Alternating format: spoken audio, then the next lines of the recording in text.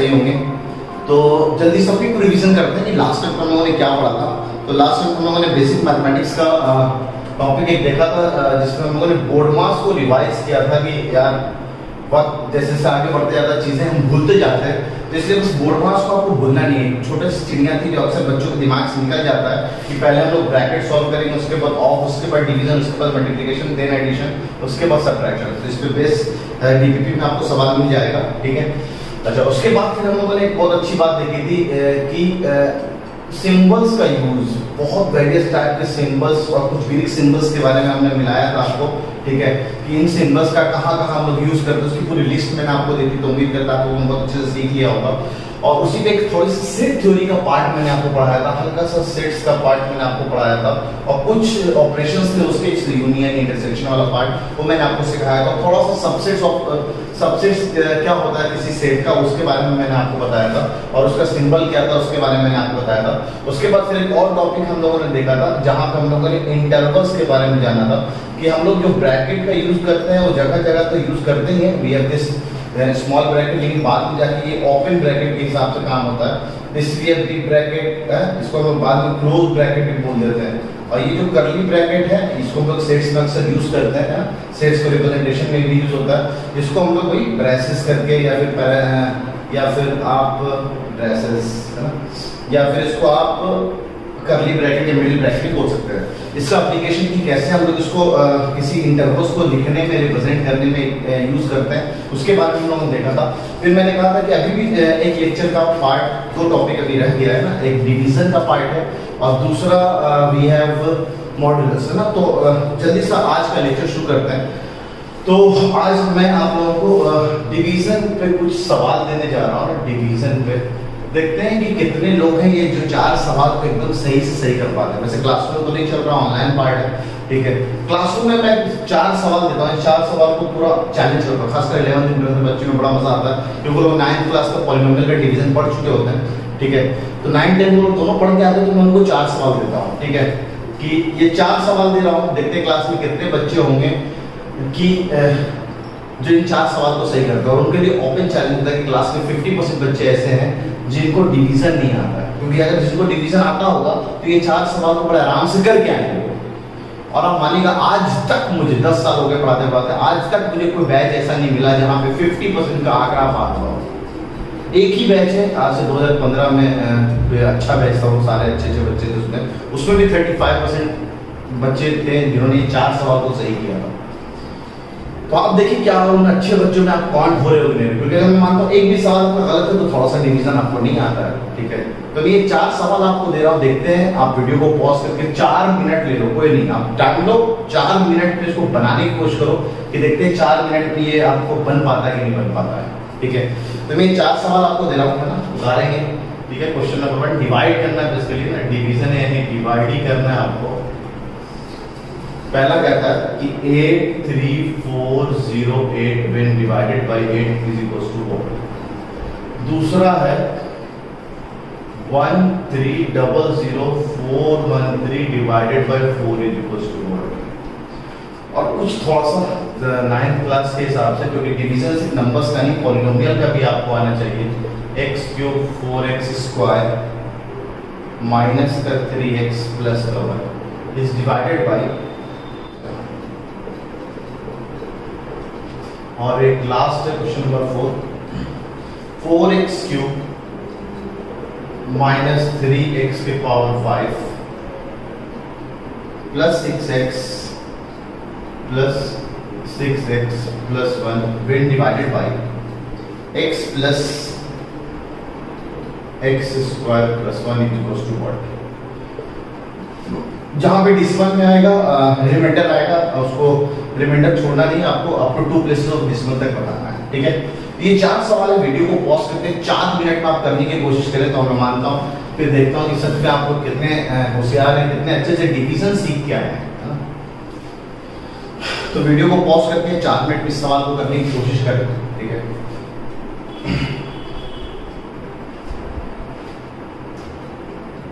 ठीक है, शुरू करते हैं।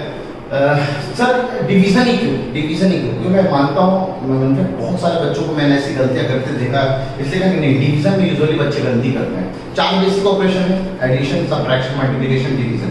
तो डिवीजन में तो मोस्टली बच्चे गलती करते हैं। और जगह है जहाँ पे मेरे से भी गलती हो जाती है आज के दौर में भी, ठीक है।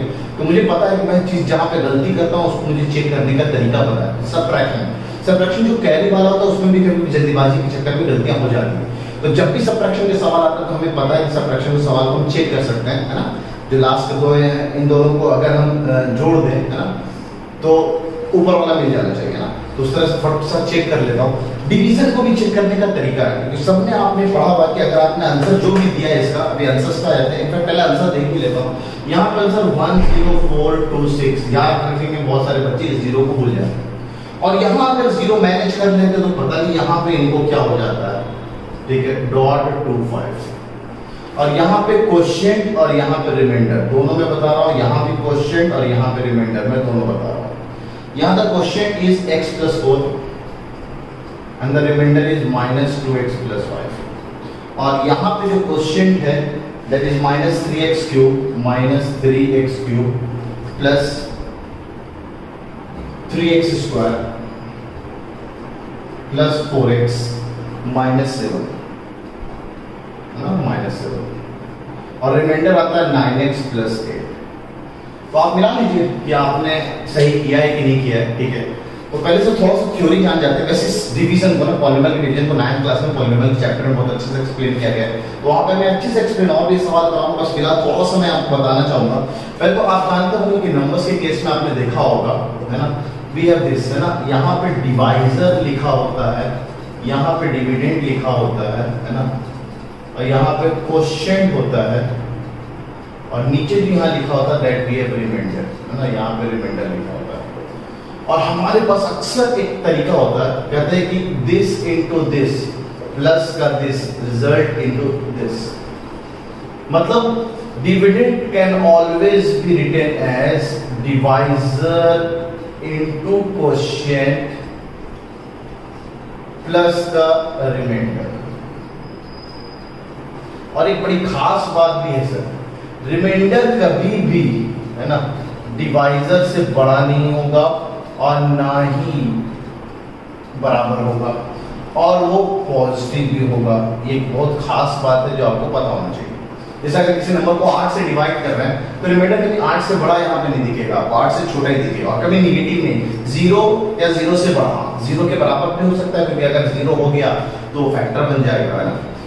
इस वाले छोटे से नोट से हम लोग ये दो सवाल को तो बड़े आराम से चेक कर सकते हैं। कहते हैं ये जो चीज हम लोगों ने नंबर्स के लिए किया है, ये सेम हम लोग पॉलिनोमियल्स के लिए भी चला सकते हैं, है ना। We have divisor this, divisor ये हमारा पूरा डिविडेंड हो जाएगा, क्वोशिएंट ये निकल के आ जाएगा, और रिमाइंडर हमारा ये निकल के आ जाएगा। तो उसको उसके लिए आपको वेरिएबल्स यानी पॉलिनोमियल में एडिशन वगैरह आपको आना चाहिए। तो सीखेंगे, उम्मीद है आपको 8th क्लास तक में सीख चुके होंगे, ठीक है। तो जल्दी से क्वेश्चन नंबर 1 में देखते हैं गलती कहाँ होगी, है ना। क्वेश्चन नंबर 1, 8 को डिवाइड कर रहे हैं 8 3 4 0 8 से। तो सबसे पहला ये 8 इससे कट गया। अगर यहाँ पे नंबर 8 से छोटा होता तो एक साथ 2 डिजिट लेना पड़ता, है ना। एक साथ 2 डिजिट जब भी लेंगे तो एक 0 चढ़ाते हैं, इसलिए यहाँ पे चलो 8 के बराबर है तो 8 एक बार में तो चला गया सर। फिर उसके बाद सब्ट्रैक्ट करते हैं तो सब्ट्रैक्ट हो गया। अब ये 3 नीचे उतरेगा, अब ये 3 इस 8 से छोटा हो गया है, तो यहाँ पे एक 0 बैठाएंगे, क्योंकि एक और डिजिट आप नीचे उतारेंगे, दैट इज 34। अब आप नॉर्मल डिवीजन करेंगे तो 32 ये 4 बार में जाएगा, है ना। ये 0 बस ये फंडा है, 0 का जो बच्चे अक्सर जल्दीबाजी में भूल जाते हैं ना, ठीक है। तो अब ये बचा 2, अब ये बन गया 20। अब 20 से जब हम काटेंगे तो 20 के कितना 16 यानी 2 बार में जाएगा। अब ये हो गया यहाँ से 4 और ये 48, तो ये 48 6 बार में। तो ये फाइनल आप कुछ फर्दर डिवीजन पॉसिबल नहीं है, तो इसलिए करेक्ट आंसर इसका 10426 है। तो यहाँ पे बड़ा बच्चे गलती कर जाते हैं। अच्छा, जो बच्चा लगता है कि मैंने चारों सवाल सही कर दिया, उनके लिए बस ऐसे ही √37 की value up to 2 places of decimal तक कैलकुलेट करके निकालेंगे, क्योंकि ये सब उनको आता होगा। जब तक मैं एक्सप्लेन कर रहा हूँ तब तक √37 की value up to 2 places of decimal तक निकाल के देखते हैं क्या निकल के आता है, ठीक है। आते हैं क्वेश्चन नंबर 2 की तरफ। अब ये सवाल कर लेते तो पता नहीं इस सवाल में क्या हो जाता हमको। 1300413, ओके। अब यहाँ पे देखिए आप 4 पहला डिजिट उठाएं जो कि छोटा पड़ गया, तो एक और डिजिट आप उतारेंगे तो 0 लगाएंगे बेसिकली। ठीक है, ये हम लोग यूज टू रहते हैं, 0 नहीं लगाते हैं, लेकिन चलेगा, कोई फर्क नहीं पड़ेगा। हम लोग एक साथ 2 डिजिट ले लें 12, तो ये 0 3 लगा दिया, तो अब ये बचा यहाँ से सब्ट्रैक्ट किया तो 1। अभी एक डिजिट हम लोग उतारे 10 का 8 यानी 2 बार में गया, फिर आगे हम लोग सब्ट्रैक्ट किए 2, फिर एक और 0 उतारे तो 20, तो 20 अभी पूरी तरह कट गया, तो दिस इज 5। अभी पूरा कैंसिल हो गया, तो एक 4 नीचे आएगा, अब ये 4 भी पूरी तरह कट गया। ठीक है, तो 4 1 1। अब ये 1 नीचे आया जो कि इससे छोटा पड़ गया, और जब छोटा पड़ गया तो फिर से मेरे को और डिजिट उतारना पड़ेगा। जैसे एक और डिजिट उतारेगा तो यहाँ पे 0 लगाते हैं, ये 0 की वजह से फिर बच्चे गलती कर जाते हैं, पता नहीं यहाँ मैनेज कर लेते, यहाँ क्या हो जाता है उनको। अब 13 दिस इज 12, 3 बार में जाएगा। अब हमारे पास डिजिट अवेलेबल नहीं है, तो बिल्कुल कहते हैं कि हमारे पास डिजिट अवेलेबल है, डिसिमल के बाद बहुत सारे 0 आपके पास है ना, कैश में पड़ेगा, जितना 0 उठाना आप उठा लेगा। तो जैसे ही डिसिमल यहाँ पे आता है तो यहाँ पे डिसिमल यूज हो जाता है, तो आपने एक 0 यहाँ से ले लिया। ठीक है, एक रिमाइंडर पहले यहाँ सब्ट्रैक्ट कर लिया, तो रिमाइंडर एक 0 आपने यहाँ से उठा लिया, डिसिमल लगा दिया, 10 4 8 बार में, तो 2 बार में गया। अब ये यहाँ बचा 2, और फिर एक और 0 उतारा। ठीक है, 0 का तो पूरा खानदान है हमारे पास, है ना, तो 20। अब ये 5 बार में कैंसिल हो गया, है ना, तो द आंसर इज 0325103.25। अब फर्दर डिवीजन पॉसिबल नहीं। तो ये नंबर्स के डिवीजन में बच्चे तो यहाँ 0 की वजह से मार खा जाते हैं, पता नहीं क्यों भूल जाते हैं। अच्छा, पॉलिनोमियल का डिवीजन अगर 8th क्लास में सीख चुके होते तो बहुत अच्छे, वैसे 9th क्लास में तो बहुत अच्छे से रहेंगे ना। तो पॉलिनोमियल का डिवीजन में एक क्या करेगा, ये तो आसान है ना, थर्ड वाला part, x² -1 when divides x³ + 4x² - 3x + 1, what will be the quotient and remainder। अगर राइट में जगह ना हो तो हम लोग कभी कभी है ना क्वेश्चन को ऊपर भी लिख सकते हैं, ये पता होना चाहिए आपको। ठीक है, चलिए कहते हैं कि इस x² में ऐसा क्या मल्टीप्लाई करें कि ये मिल जाए ना, डिवीजन ऑफ पॉलिनोमियल्स सीखेंगे जरा। अगर नहीं आता तो अगर ये वाला पार्ट नहीं आता तो क्यूबिक को फैक्टराइज करने आप सीख नहीं पाएंगे।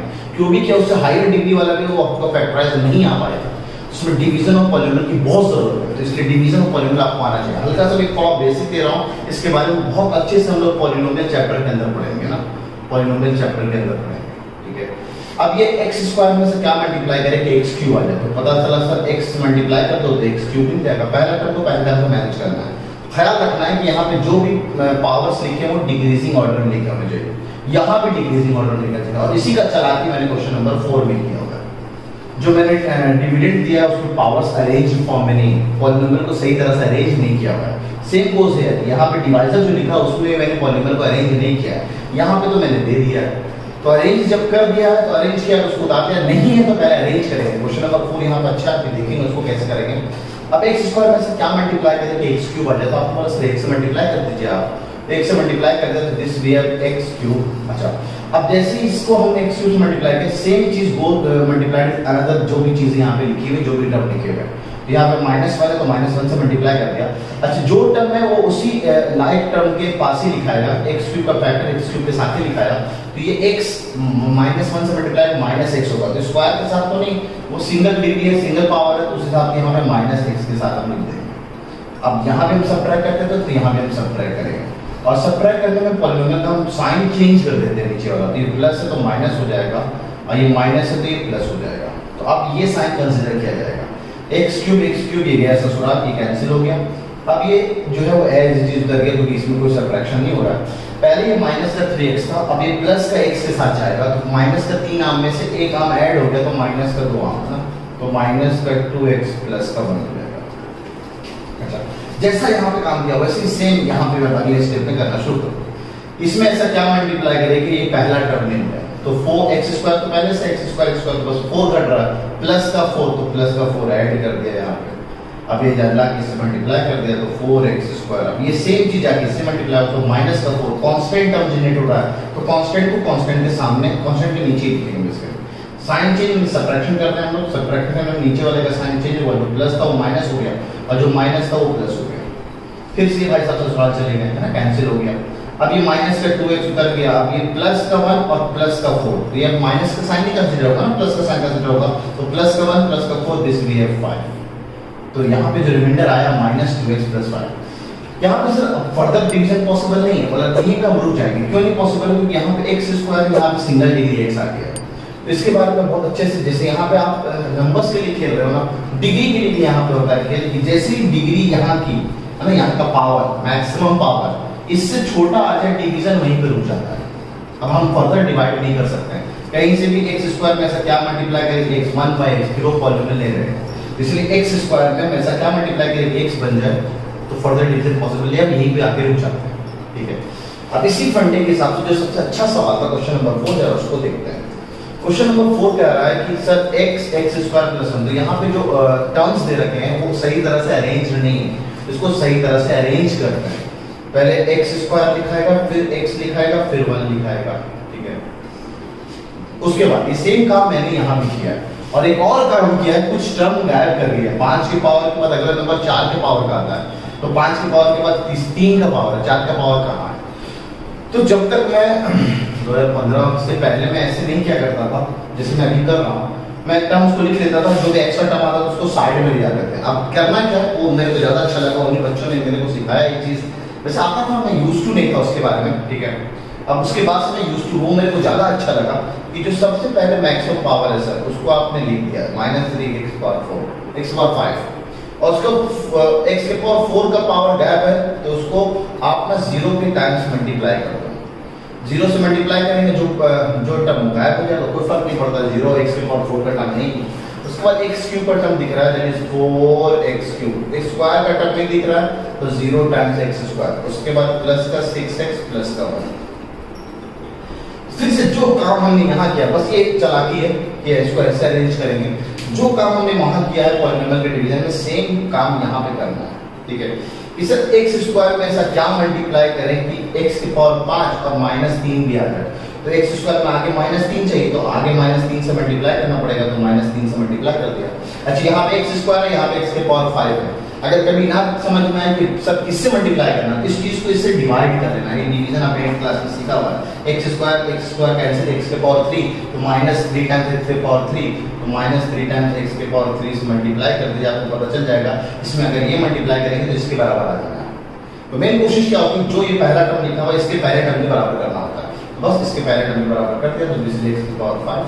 अब जो बाकी के टर्म बच जाते हैं वो उसको इससे मल्टीप्लाई करते हैं, तो माइनस टाइम्स 3x की पावर 4। अब यही x की पावर 4 यहाँ नहीं मौजूद होता, इसको हम लोग खोपचे में राइट साइड में जाके लिख लेते हैं, फिर बाद में लाके आगे लाते हैं, तो कभी लाने में गलतियां हो जाती है साइन वाइन में। इसलिए सबसे बेस्ट की पावर जो अवेलेबल नहीं है उसको 0 टाइम्स में लिख दो। अब अगला -3 टाइम्स x का क्यूब, तो -3 टाइम्स x का क्यूब। अब फिर से साइन चेंज करेंगे, सबट्रैक्शन करना तो सबट्रैक्ट कर रहे तो साइन नीचे वाले सारे चेंज करेंगे। ये तो भाई साहब ससुराल चले गए।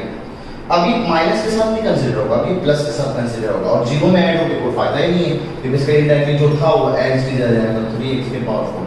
पहले प्लस का 4 फिर प्लस का 3, तो प्लस का 4 प्लस का 3 इज प्लस का 7 x क्यूब और बाकी के टर्म एज इट इज आप उतार।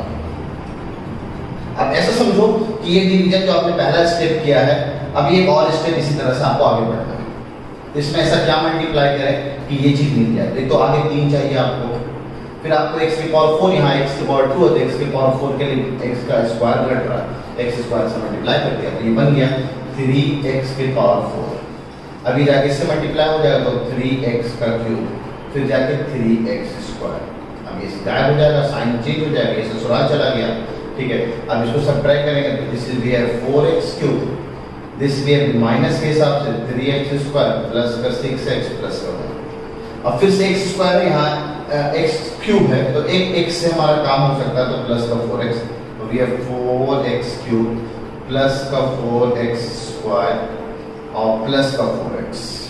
अब इसको सब्ट्रैक्ट कर लेते हैं, साइन चेंज हो जाएगा तो यहाँ लिख देते हैं ना, वी हैव, ये तो ससुराल चला जाएगा भाई साहब, ये हो जाएगा माइनस का 7x स्क्वायर प्लस का 2x प्लस का 1। तो सही है, -3x क्यूब प्लस का 3x स्क्वायर प्लस का 4x। अब इसमें ऐसा क्या मल्टीप्लाई करें कि ये मिल जाए, तो माइनस का 7 मल्टीप्लाई करना है, तो माइनस का 7 मल्टीप्लाई करें, तो आगे से माइनस का 7 घट रहा था, x स्क्वायर माइनस का 7 मल्टीप्लाई करें तो -7x स्क्वायर -7x और माइनस का 7। अब इसका साइन चेंज कर देंगे तो प्लस हो जाएगा। अब ये तो गया, फिर से ससुराल प्लस का 2 प्लस का 7 तो प्लस का 9x प्लस का 7 प्लस का 21 प्लस का 1, तो 9x + 8 will be the remainder. अब इससे फर्दर डिवीजन पॉसिबल नहीं है फिर से, क्योंकि यहाँ पे डिग्री 2 है और यहाँ पे डिग्री 1 आ गई। अब इससे आगे हम डिवाइड नहीं करेंगे, ठीक है। तो डिवीजन जो है, एक तो नॉर्मल डिवीजन जहां बच्चे 0 लेने में गलती कर जाते हैं, वो 0 क्यों आया है। दूसरा नॉर्मल ये पॉलिनोमियल का डिवीजन, मतलब अक्सर मैंने 50-60% बच्चे ऐसे देखे जिनको पॉलिनोमियल का डिवीजन आता है, 10th क्लास में आ गए हैं, 9th क्लास पूरा पढ़ा दिया गया उनको पॉलिनोमियल, और उनको पॉलिनोमियल का डिवीजन नहीं आता। तो इसलिए मैं कहूंगा कि आपको पॉलिनोमियल का डिवीजन बहुत अच्छे से आना चाहिए। मैं दिखाऊंगा आपको कि आगे कितनी जगह आपको पॉलिनोमियल के डिवीजन की जरूरत पड़ने वाली है, ठीक है। अच्छा, फिर एक मैंने सवाल दिया था √37, वैसे इसका आंसर है 6.082, 6.082। अब तो 3 प्लेसेस या 2 प्लेसेस बोला होगा, 2 प्लेसेस में 0.8 लगाना पड़ेगा। बहुत सारे बच्चे अक्सर 0.82 बच्चे बोलते हैं, तो ये गलत आंसर है। Correct answer is 6.082। और अब घबराइए नहीं, क्यों आया ये 0, फिर से यहाँ पे 0 का फंडा, ये 0 क्यों लिया गया है, ठीक है। तो बच्चे भूल जाते हैं स्क्वायर रूट, क्योंकि स्क्वायर रूट की जरूरत हमें 8 क्लास तक पड़ती है, 8 क्लास में पढ़ते हैं, 9th में बहुत कम यूज होता है, ठीक है। 10th में भी यूज बहुत कम इंसर्शन वाले सवाल होता है, लेकिन आपको 11th 12th में यूज पढ़ते रहेगा आपको, तो आपको भूलना नहीं है चीजों को रिकॉल करके आपको 11th तक जाना है। इसीलिए ना फाउंडेशन के बैच ज्वाइन करने का आपको बहुत फायदा होता है कि आप बेसिक की चीजें, हर चीज रिकॉल होता है। इसलिए लास्ट में जब 11th एंट्रेंस का बैच ज्वाइन कराता हूं मैं, तो बच्चों को अक्सर बोलता हूं कि 11th एंट्रेंस का बैच जरूर ज्वाइन करो। उससे क्या होता है, 1 महीने के अंदर 30 दिन या 45 दिन का जो भी टाइम मिलता है, उसके अंदर पूरा 9th 10th का पार्ट, कुछ एक्स्ट्रा 11th क्लास के भी टॉपिक हम लोग रिवाइज करा देते हैं। इसलिए पूरा 9th 10th जो 2 साल में आपने पढ़ा वो 1 महीने में रिवाइज हो जाता है, फिर 11th में जाके आपको बहुत मजा आता है। मेरे को बहुत मजा आया था, ठीक है। जब मैं कोटा में गया था, तो मेरे को जो भी कंपटीशन की स्किल्स है वो सीख के मैं वहाँ पे कोटा में गया, तो मेरे को बड़ा फायदा हुआ था, ठीक है। तो सर अभी स्क्वायर रूट में क्या लेने में गलती, आप तो घबराएंगे, आप आउटलाइन देखो, आउटलाइन ऑफ द चैप्टर मैंने आपको बताया था किस हिसाब से चलेंगे। अगला टॉपिक तो स्क्वायर रूट नहीं है, तो वहाँ पे मैं सिखाऊंगा इसको कैलकुलेट करने का सही तरीका क्या है, ठीक है। तो काफी कुछ हमने आज डिवीजन वाले पार्ट में सीखा है। तो यहाँ तक जो कुछ भी आपको बताना है आप बता लीजिए, ठीक है। पूरे यही 4 सवाल है, इस पे बेस में और भी सवाल कराऊंगा, डीपीपी में भी आपको मिल जाएगा डिवीजन के सवाल। वैसे सवाल मैं कराऊंगा अभी आगे जब मैं पॉलिनोमियल के अंदर में पढ़ाऊंगा, तो ठीक है। तो वीडियो को पॉज करके यार आपको स्क्रीनशॉट लेना है, तो स्क्रीनशॉट में this is question number 1, this is question number 2, this is question number 3 and this भी क्वेश्चन नंबर 4। ये 4 सवाल का सॉल्यूशन मैंने दे दिया। अच्छा, कहीं भी आपको लगे बहुत छोटा लिखा हुआ, तो अल्लाह ताला ने बहुत अच्छा सिस्टम बनाया है, जूम करके ना, आप जूम करके चीज़ों को बड़ा कर सकते हैं। अगर मैं ये वाला टॉपिक बता रहा हूँ, यहाँ पे आप सिर्फ जूम कर लो, उधर देखने की क्या जरूरत है, ठीक है। तो ये बहुत अच्छा फायदा हो गया है। क्लासरूम में बच्चे बोलते हैं कि सर आप थोड़ा छोटा लिख देते हैं, बोर्ड भी बहुत छोटा है, स्पेस उतना नहीं है, ठीक है। तो आप बहुत अच्छा जूम करके भी चीज़ों को देख सकते हैं, ठीक है। और कोई भी पर्सनल दिक्कत हो तो आप मेरे को पर्सनल का आपको नंबर मिल गया होगा कोचिंग से, तो वहाँ से आप मैसेज करके आप मेरे से पूछ सकते हैं, कोई भी पर्सनल डाउट हो ना। बच्चे पूछ रहे हैं बिल्कुल ना, उनको जिस अंदाज में समझ में आता है, कॉल करके या फिर मैसेज करके या फिर टाइप करके या फिर रिटन फॉर्म में, जैसे भी लगता है मेरे को, जैसे उस लेवल रहते हैं उस हिसाब से मैं उनको जवाब दे देता हूँ। तो आपके लिए बहुत अच्छा है, आप बिल्कुल पर्सनली मेरे को मैसेज या कॉल करके या व्हाट्सएप करके आप पूछ सकते हैं अपने डाउट्स, ठीक है। जरूरी नहीं ये चैप्टर चल रहा तो इस चैप्टर के डाउट पूछो, आप और भी आगे अगर चैप्टर्स पढ़ रहे हो, आपको दिक्कत आ रही है तो पर्सनली बिल्कुल पूछ सकते हैं, क्योंकि मैथ्स में डॉट्स का क्लियर होना बहुत जरूरी है। अब क्यों जरूरी है ये मैं आपको पहले भी बता रखा हूँ, अभी भी बता रहा हूँ, ठीक है, कि आपको डॉट्स क्लियर होना बहुत जरूरी है। अगर डॉट्स को एक्यूमुलेट करते जाओगे तो समझ लो अपने मैथ में अगर 30 डॉट एक्यूमुलेट कर दिया, 11th एंट्रेंस में 30 सवाल आते हैं मैथ के, और अब इसी डॉट्स पे बेस्ड अगर 30 सवाल आ गए तो आप नील बट्टा सन्नाटा 0/0 आएगा आपका, 0/30 मैथ में तो 30 सवाल, सब एक भी सवाल सॉल्व करके नहीं आओगे फिर। इसलिए डॉट्स का क्लियर होना बहुत जरूरी है। इसलिए वीडियो को पॉज करके यहाँ तक जो कुछ भी आपको उतारना है उतार लीजिए। तो बढ़ते हैं नेक्स्ट टॉपिक की तरफ, है ना, दैट इज मॉडुलस। मॉडुलस ये एब्सोल्यूट वैल्यू। देखिए 9th वाले बच्चों के लिए तो एकदम नया टॉपिक है ये शायद पहली बार सुन रहे होंगे, लेकिन आपके सिलेबस में जब तक मैं बढ़ाता जाऊंगा शायद 2-3 बार मैं इस चीज को यूज करूंगा। एनसीईआरटी 9th में कहीं नहीं मेंशन ये वाली बात, लेकिन ये एब्सोल्यूट वैल्यू की बात आप पहले शायद 5th या 6th में जानते होंगे कि बताइए बेटा what is the absolute value of 5, तो आप बोलते थे 5। What is absolute value of 0, तो आप बोलते थे 0। What is absolute value of -5, तो आप तभी बोलते थे 5। या what is absolute value of -3.7, तो आप बोलते थे 3.7। तो आपको शायद याद होगा जो भी नेगेटिव वैल्यू होते थे उसको नेगेटिव को हटा देते थे, जो वैल्यू बचता था उसको एग्जैक्टली इसको एब्सोल्यूट वैल्यू बोलते थे हम लोग ना, एब्सोल्यूट वैल्यू। अब इसको मॉडुलस भी बोलते हैं हायर क्लासेस में ना। ये है क्या सर और इसकी क्या जरूरत है, आप इसको क्यों बता रहे हैं? वैसे मैं अगर आपसे बोलूं कि मान लीजिए कोई बंदा नंबर लाइन पे खड़ा है, ये 0 है, इधर 1 है, इधर 2 है, इधर 3 है, इधर -1, इधर -2 है। वो बंदा 0 से चलकर यहाँ तक 3 तक पहुंच गया ना, ये ए था, ओ से ए चला, तो उसका डिस्टेंस कितना हुआ? डिस्टेंस बोल रहा हूँ, आप बोलेंगे सर 3। अच्छा सर, मान लीजिए वो 0 से चलकर है ना बी तक पहुंच गया, ये ओ से चलकर बी तक पहुंच गया, दैट इज -2। तो ओ बी, क्या आप -2 बोलेंगे डिस्टेंस, या ये -2 बोलना गलत है? तो बिल्कुल गलत, क्योंकि आप जानते हैं कि distance can never be negative, है ना, डिस्टेंस नेगेटिव नहीं हो सकता। तो डिस्टेंस जो है, ये दूरी तो अभी भी 2 है, लेकिन ये रिप्रेजेंट किया गया पोजीशन के हिसाब से कि वो बंदा -2 पे खड़ा है। तो आप उसको -2 नहीं बोलेंगे, आप बोलेंगे sir this is equivalent to ये जो डिस्टेंस है वो -2 पे ये सिंबल लगा दी, ये सिंबल है मॉडुलस। अभी इसके बारे में जानेंगे। तो mod of -2 the result is 2। तो as distance can not be negative, as area can not be negative, तो डिस्टेंस को रिप्रेजेंट करने के लिए, डिफरेंस को रिप्रेजेंट करने के लिए डिस्टेंस हो, जैसे अगर मैं कल को आपको बोलूं what the difference of 2 and 5, तो बच्चे बोलते हैं सर 3 नहीं सर -3। बच्चे बड़ा कंफ्यूज होते हैं, what the difference of 2 and 5। The difference of 2 and 5, बहुत छोटा सवाल, ये भी एक बहुत शानदार है। 2 + 2 divided by 2, difference of 2 and 5, difference of 2 and 5। अक्सर बच्चों का आंसर सर +3 सर -3, कौन सा सही है? तो कहते हैं सर दिस इज करेक्ट, क्योंकि difference is always a positive quantity, difference कभी नेगेटिव नहीं हो सकता, तो डिफरेंस इज ऑलवेज, ये भी बहुत जानने वाली बात है, डिफरेंस इज ऑलवेज बड़ा माइनस छोटा। या सर अगर आपको पता ही नहीं बड़ा कौन छोटा कौन, तो आप कुछ मत करो, बड़ा को बड़ा ही रहने दो, छोटा को छोटा, यानी जो भी हमारे एक नंबर है अल्फा, दूसरा नंबर बीटा। देखो इस कंफ्यूजन है, अल्फा बीटा में सिंबल अपने नंबर्स को मानने के लिए अल्फा बीटा यूज कर लेगा। तो मैं सिंबल्स के लिए नंबर्स को आप एक्स वाई भी बोल देते हैं वेरिएबल के साथ, मैं अल्फा और बीटा मान लिया। अब इन दोनों का डिफरेंस लेना है, मुझे पता नहीं है कि कौन बड़ा कौन छोटा, लेकिन difference is positive quantity, difference positive होता है, दिस इज ऑलवेज पॉजिटिव। जैसे distance is always positive, difference is also always positive, this is positive quantity. अब पॉजिटिव क्वांटिटी को रिप्रेजेंट करने के लिए इस मॉडुलस को हम लोग यूज कर देते हैं, ठीक है। इसका एक और यूज है, ठीक है, अभी फिलहाल तो अल्फा माइनस बीटा, दिस डंडा है ना, ये जो डंडा से हम लोग रिप्रेजेंट कर रहे हैं, तो दिस डंडा इज बेसिकली मॉडुलस, है ना, ये आपको मॉडुलस अब इसमें जो भी क्वांटिटी होगा वो पॉजिटिव में आए या नेगेटिव में आए, तो पॉजिटिव को तो पॉजिटिव ही रहने देगा मॉडुलस, नेगेटिव को भी पॉजिटिव बना देता है। अभी कैसे बनाता है, क्या इसका डेफिनेशन है, इसके बारे में हम लोग अभी पहले जान जाते हैं। तो बढ़िया, ठीक है, पहले हम इसको डिफाइन करते हैं, व्हाट इज मॉडुलस। तो कहते हैं मॉडुलस ऑफ अ, या x मान ले, मॉडुलस ऑफ x एक वेरिएबल ले रहा हूं, is represented as y equals to mod x, ये सिंबल के साथ, है ना, एंड इज डिफाइंड एज इसका डिफिनेशन क्या है सर, मॉडुलस को डिफाइन कैसे करता है?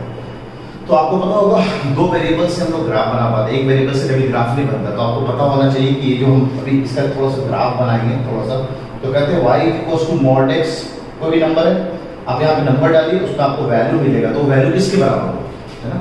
तो आपने उसको डिफाइन किया सर, वो डिफाइंड होगा इस हिसाब से, कहते हैं कि वो पॉजिटिव x के साथ खुलेगा अगर उसके अंदर पॉजिटिव नंबर लिखा हुआ है, x इज ग्रेटर देन और इक्वल टू 0। इसके बारे में ऑलरेडी बता चुका हूं, greater than equal to 0 number line की इधर साइड पे, नंबर लाइन की इधर साइड पे जो भी नंबर हो सब पॉजिटिव नंबर। चलिए मैं लिख देता हूं पॉजिटिव और 0, अगर x पॉजिटिव या 0 हो जाए तो उस केस में जो अंदर लिखा हुआ है वही सेम नंबर पॉजिटिव के साथ लग जाएगा। तो पॉजिटिव ना भी लिखे तो अंडरस्टूड है, तो वो पॉजिटिव है, तो प्लस x ना भी लिखे तो अंडरस्टूड, आप घबराएंगे नहीं, ठीक है। चलिए लिख देता हूं आपके लिए प्लस x और x, बात एक ही ना, कंफ्यूजन होगा तो इसलिए मैं प्लस x लिख देता हूं कि भाई क्या और x, तो प्लस x, ठीक है। कहता है कि अगर मेरे अंदर नेगेटिव नंबर लिख दिए हो, अगर मेरे अंदर नेगेटिव नंबर लिख दिए हो x लेस देन 0, अब x नंबर लाइन पे 0 से इधर, तो ये नेगेटिव नंबर से रिप्रेजेंट करता है, सारे नेगेटिव रियल नंबर, तो कहते हैं नेगेटिव, यानी x इज नेगेटिव, उस केस में ये माइनस x के साथ खुलेगा। ये है मेन डिफिनेशन मॉडुलस का। कहता है कि नेगेटिव नंबर को भी ये पॉजिटिव बना देता है। लोग रटवाते हैं बेटा ऐसा है ना, कल को अगर मैं बोलूं mod 7 कितना, तो आप बोलना 7, क्योंकि अंदर पॉजिटिव है तो अंदर पॉजिटिव एसिड कर जाएगा। सर mod 0 कितना, तो 0 का मॉड भी 0 होगा, क्योंकि 0 भी हो जाए तो एज इट इज उतर जाएगा। सर मॉड -7 के था, आप बोलेंगे सर अंदर तो अब नेगेटिव नंबर लिख गया। अब जब अंदर नेगेटिव नंबर लिखा हुआ तो ये नेगेटिव के साथ खुलेगा, तो एक नेगेटिव लगाइए फॉर्मूले का और अंदर जो भी लिखा हुआ है वो उतर जाएगा। तो अंदर जो भी लिखा हुआ उतर गया, और जब नेगेटिव नेगेटिव से मल्टीप्लाई हो जाता तो पॉजिटिव हो जाता, तो दिस इज पॉजिटिव का 7। इसलिए लोग एडवांस देते हैं। मॉडुलस क्या करता है बेटा, पॉजिटिव को पॉजिटिव रहने देता है, 0 को 0 रहने देता है, नेगेटिव नंबर जितना भी होगा सबको पॉजिटिव बना देता है। यानी जब भी आपको क्वांटिटी पॉजिटिव या 0 में चाहिए, सिर्फ पॉजिटिव चाहिए, आप मॉडुलस को यूज कर सकते हैं। इसीलिए जब एरिया के बारे में बात किया जाएगा, area can not be negative. Volume के बारे में बात किया जाएगा, volume can not be negative. उस जगह हम लोग मॉडुलस को यूज कर सकते हैं। और एक और सिग्निफिकेंस है, आएंगे सब चीजों को मैं यहाँ पे लिखवाऊंगा सिस्टमेटिक मैनर में, बस समझाने के लिए कि इस मॉडुलस का क्या जरूरत है। सबसे ज्यादा जरूरी जो आपके लेवल में है वो ये 5th वाला पार्ट है कि इसका सिग्निफिकेंस कहाँ है, कहाँ पे हम इसको यूज करेंगे मॉडुलस को, ठीक है। तो उम्मीद करते हैं और भी एग्जांपल, चलो और भी एग्जांपल ले लेते हैं। तब मान लीजिए 3.7 था sir, this is a positive और negative number, this is a positive number, तो पॉजिटिव का 3.7 का 3.7। अच्छा व्हाट अबाउट सर 2 के पावर -2 का मॉडुलस कितना होगा? 2 की पावर -2, उम्मीद करते हैं पावर थोड़ा सा पता होगा। 2 की पावर -2 is 2, 1 नेगेटिव को नीचे लाए तो 2 के पावर 2 अपॉन में आ जाएगा रेसिप्रोकल में, तो still this is a positive number और दिस इज 1/4, तो 1/4 का 1/4, इस नेगेटिव से कंफ्यूज नहीं हो। अच्छा ठीक है, चलिए कल को मान लीजिए ऐसे लिखा होता सर -3 के पावर -4, अब क्या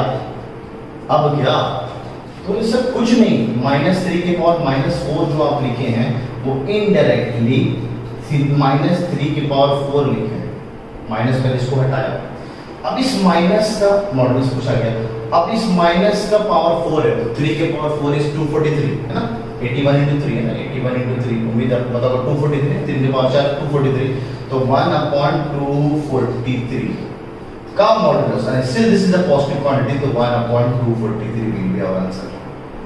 सर कल को अगर मान लीजिए माइनस का पाई लिखा होता है ना, जो आप पढ़ते आ रहे हैं ना पाई के बारे में, तो negative pi is a positive quantity, 3.141 926 7 चलता रहता है, आगे नेगेटिव लगा देंगे तो कोई फर्क नहीं पड़ेगा सर, नेगेटिव है तो ऐसे चीजों पाई निकल के आ जाएगा, ठीक है। तो इस सब एग्जांपल्स आप घबराएंगे नहीं, कल को अगर ऐसे एग्जांपल आ जाए तो ध्यान रखना आप। अब बात आती है सर सिग्निफिकेंस, जरूरत कहाँ पड़ी हमें मॉडुलस को यूज करने की, सिग्निफिकेंस बोलो या यूज बोलो, यूज ऑफ मॉडुलस, मॉडुलस को हम लोग कहाँ यूज करेंगे। एक बात तो बच्चे सबको समझ पा रहा है, डिस्टेंस को रिप्रेजेंट करना है तो मॉडुलस को यूज कर लेते हैं, डिफरेंस को रिप्रेजेंट करना है तो हम मॉडुलस को यूज कर लेते हैं, ठीक है।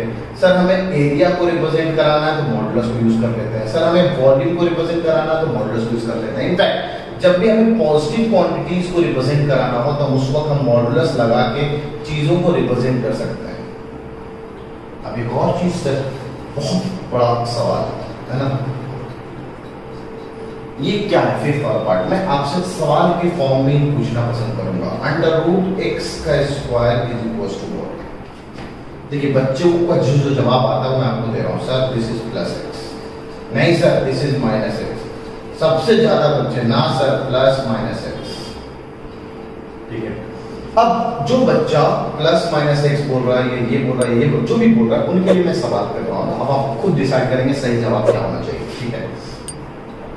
अगर सबसे ज्यादा बच्चे जो बोलते हैं इसका जवाब वो ये बोलते हैं सर दिस इज x, अगर ये x के बराबर तो एग्जांपल से समझने की कोशिश करते हैं। अभी क्या है यहाँ पे, बेसिकली यहाँ पे एक क्वेश्चन मार्क यही है कि √x² is equal to what, ठीक है। +-x होगा या -x होगा या क्या होगा देख लेते हैं, ठीक है। एग्जांपल के तौर पे कल को मान लीजिए 2 का स्क्वायर लिखा होगा, तो क्या ये 2 होगा, क्या ये -2 होगा, क्या ये दोनों होगा +-2? शायद आपको लास्ट टाइम पे मैंने इसके बारे में बताया है हल्का सा कि ये सही आंसर तो आपका द रिजल्ट इज ओनली 2 है ना, ये सिर्फ ओनली 2 के बराबर है। स्क्वायर रूट का रिजल्ट सिर्फ पॉजिटिव होता है, ठीक है।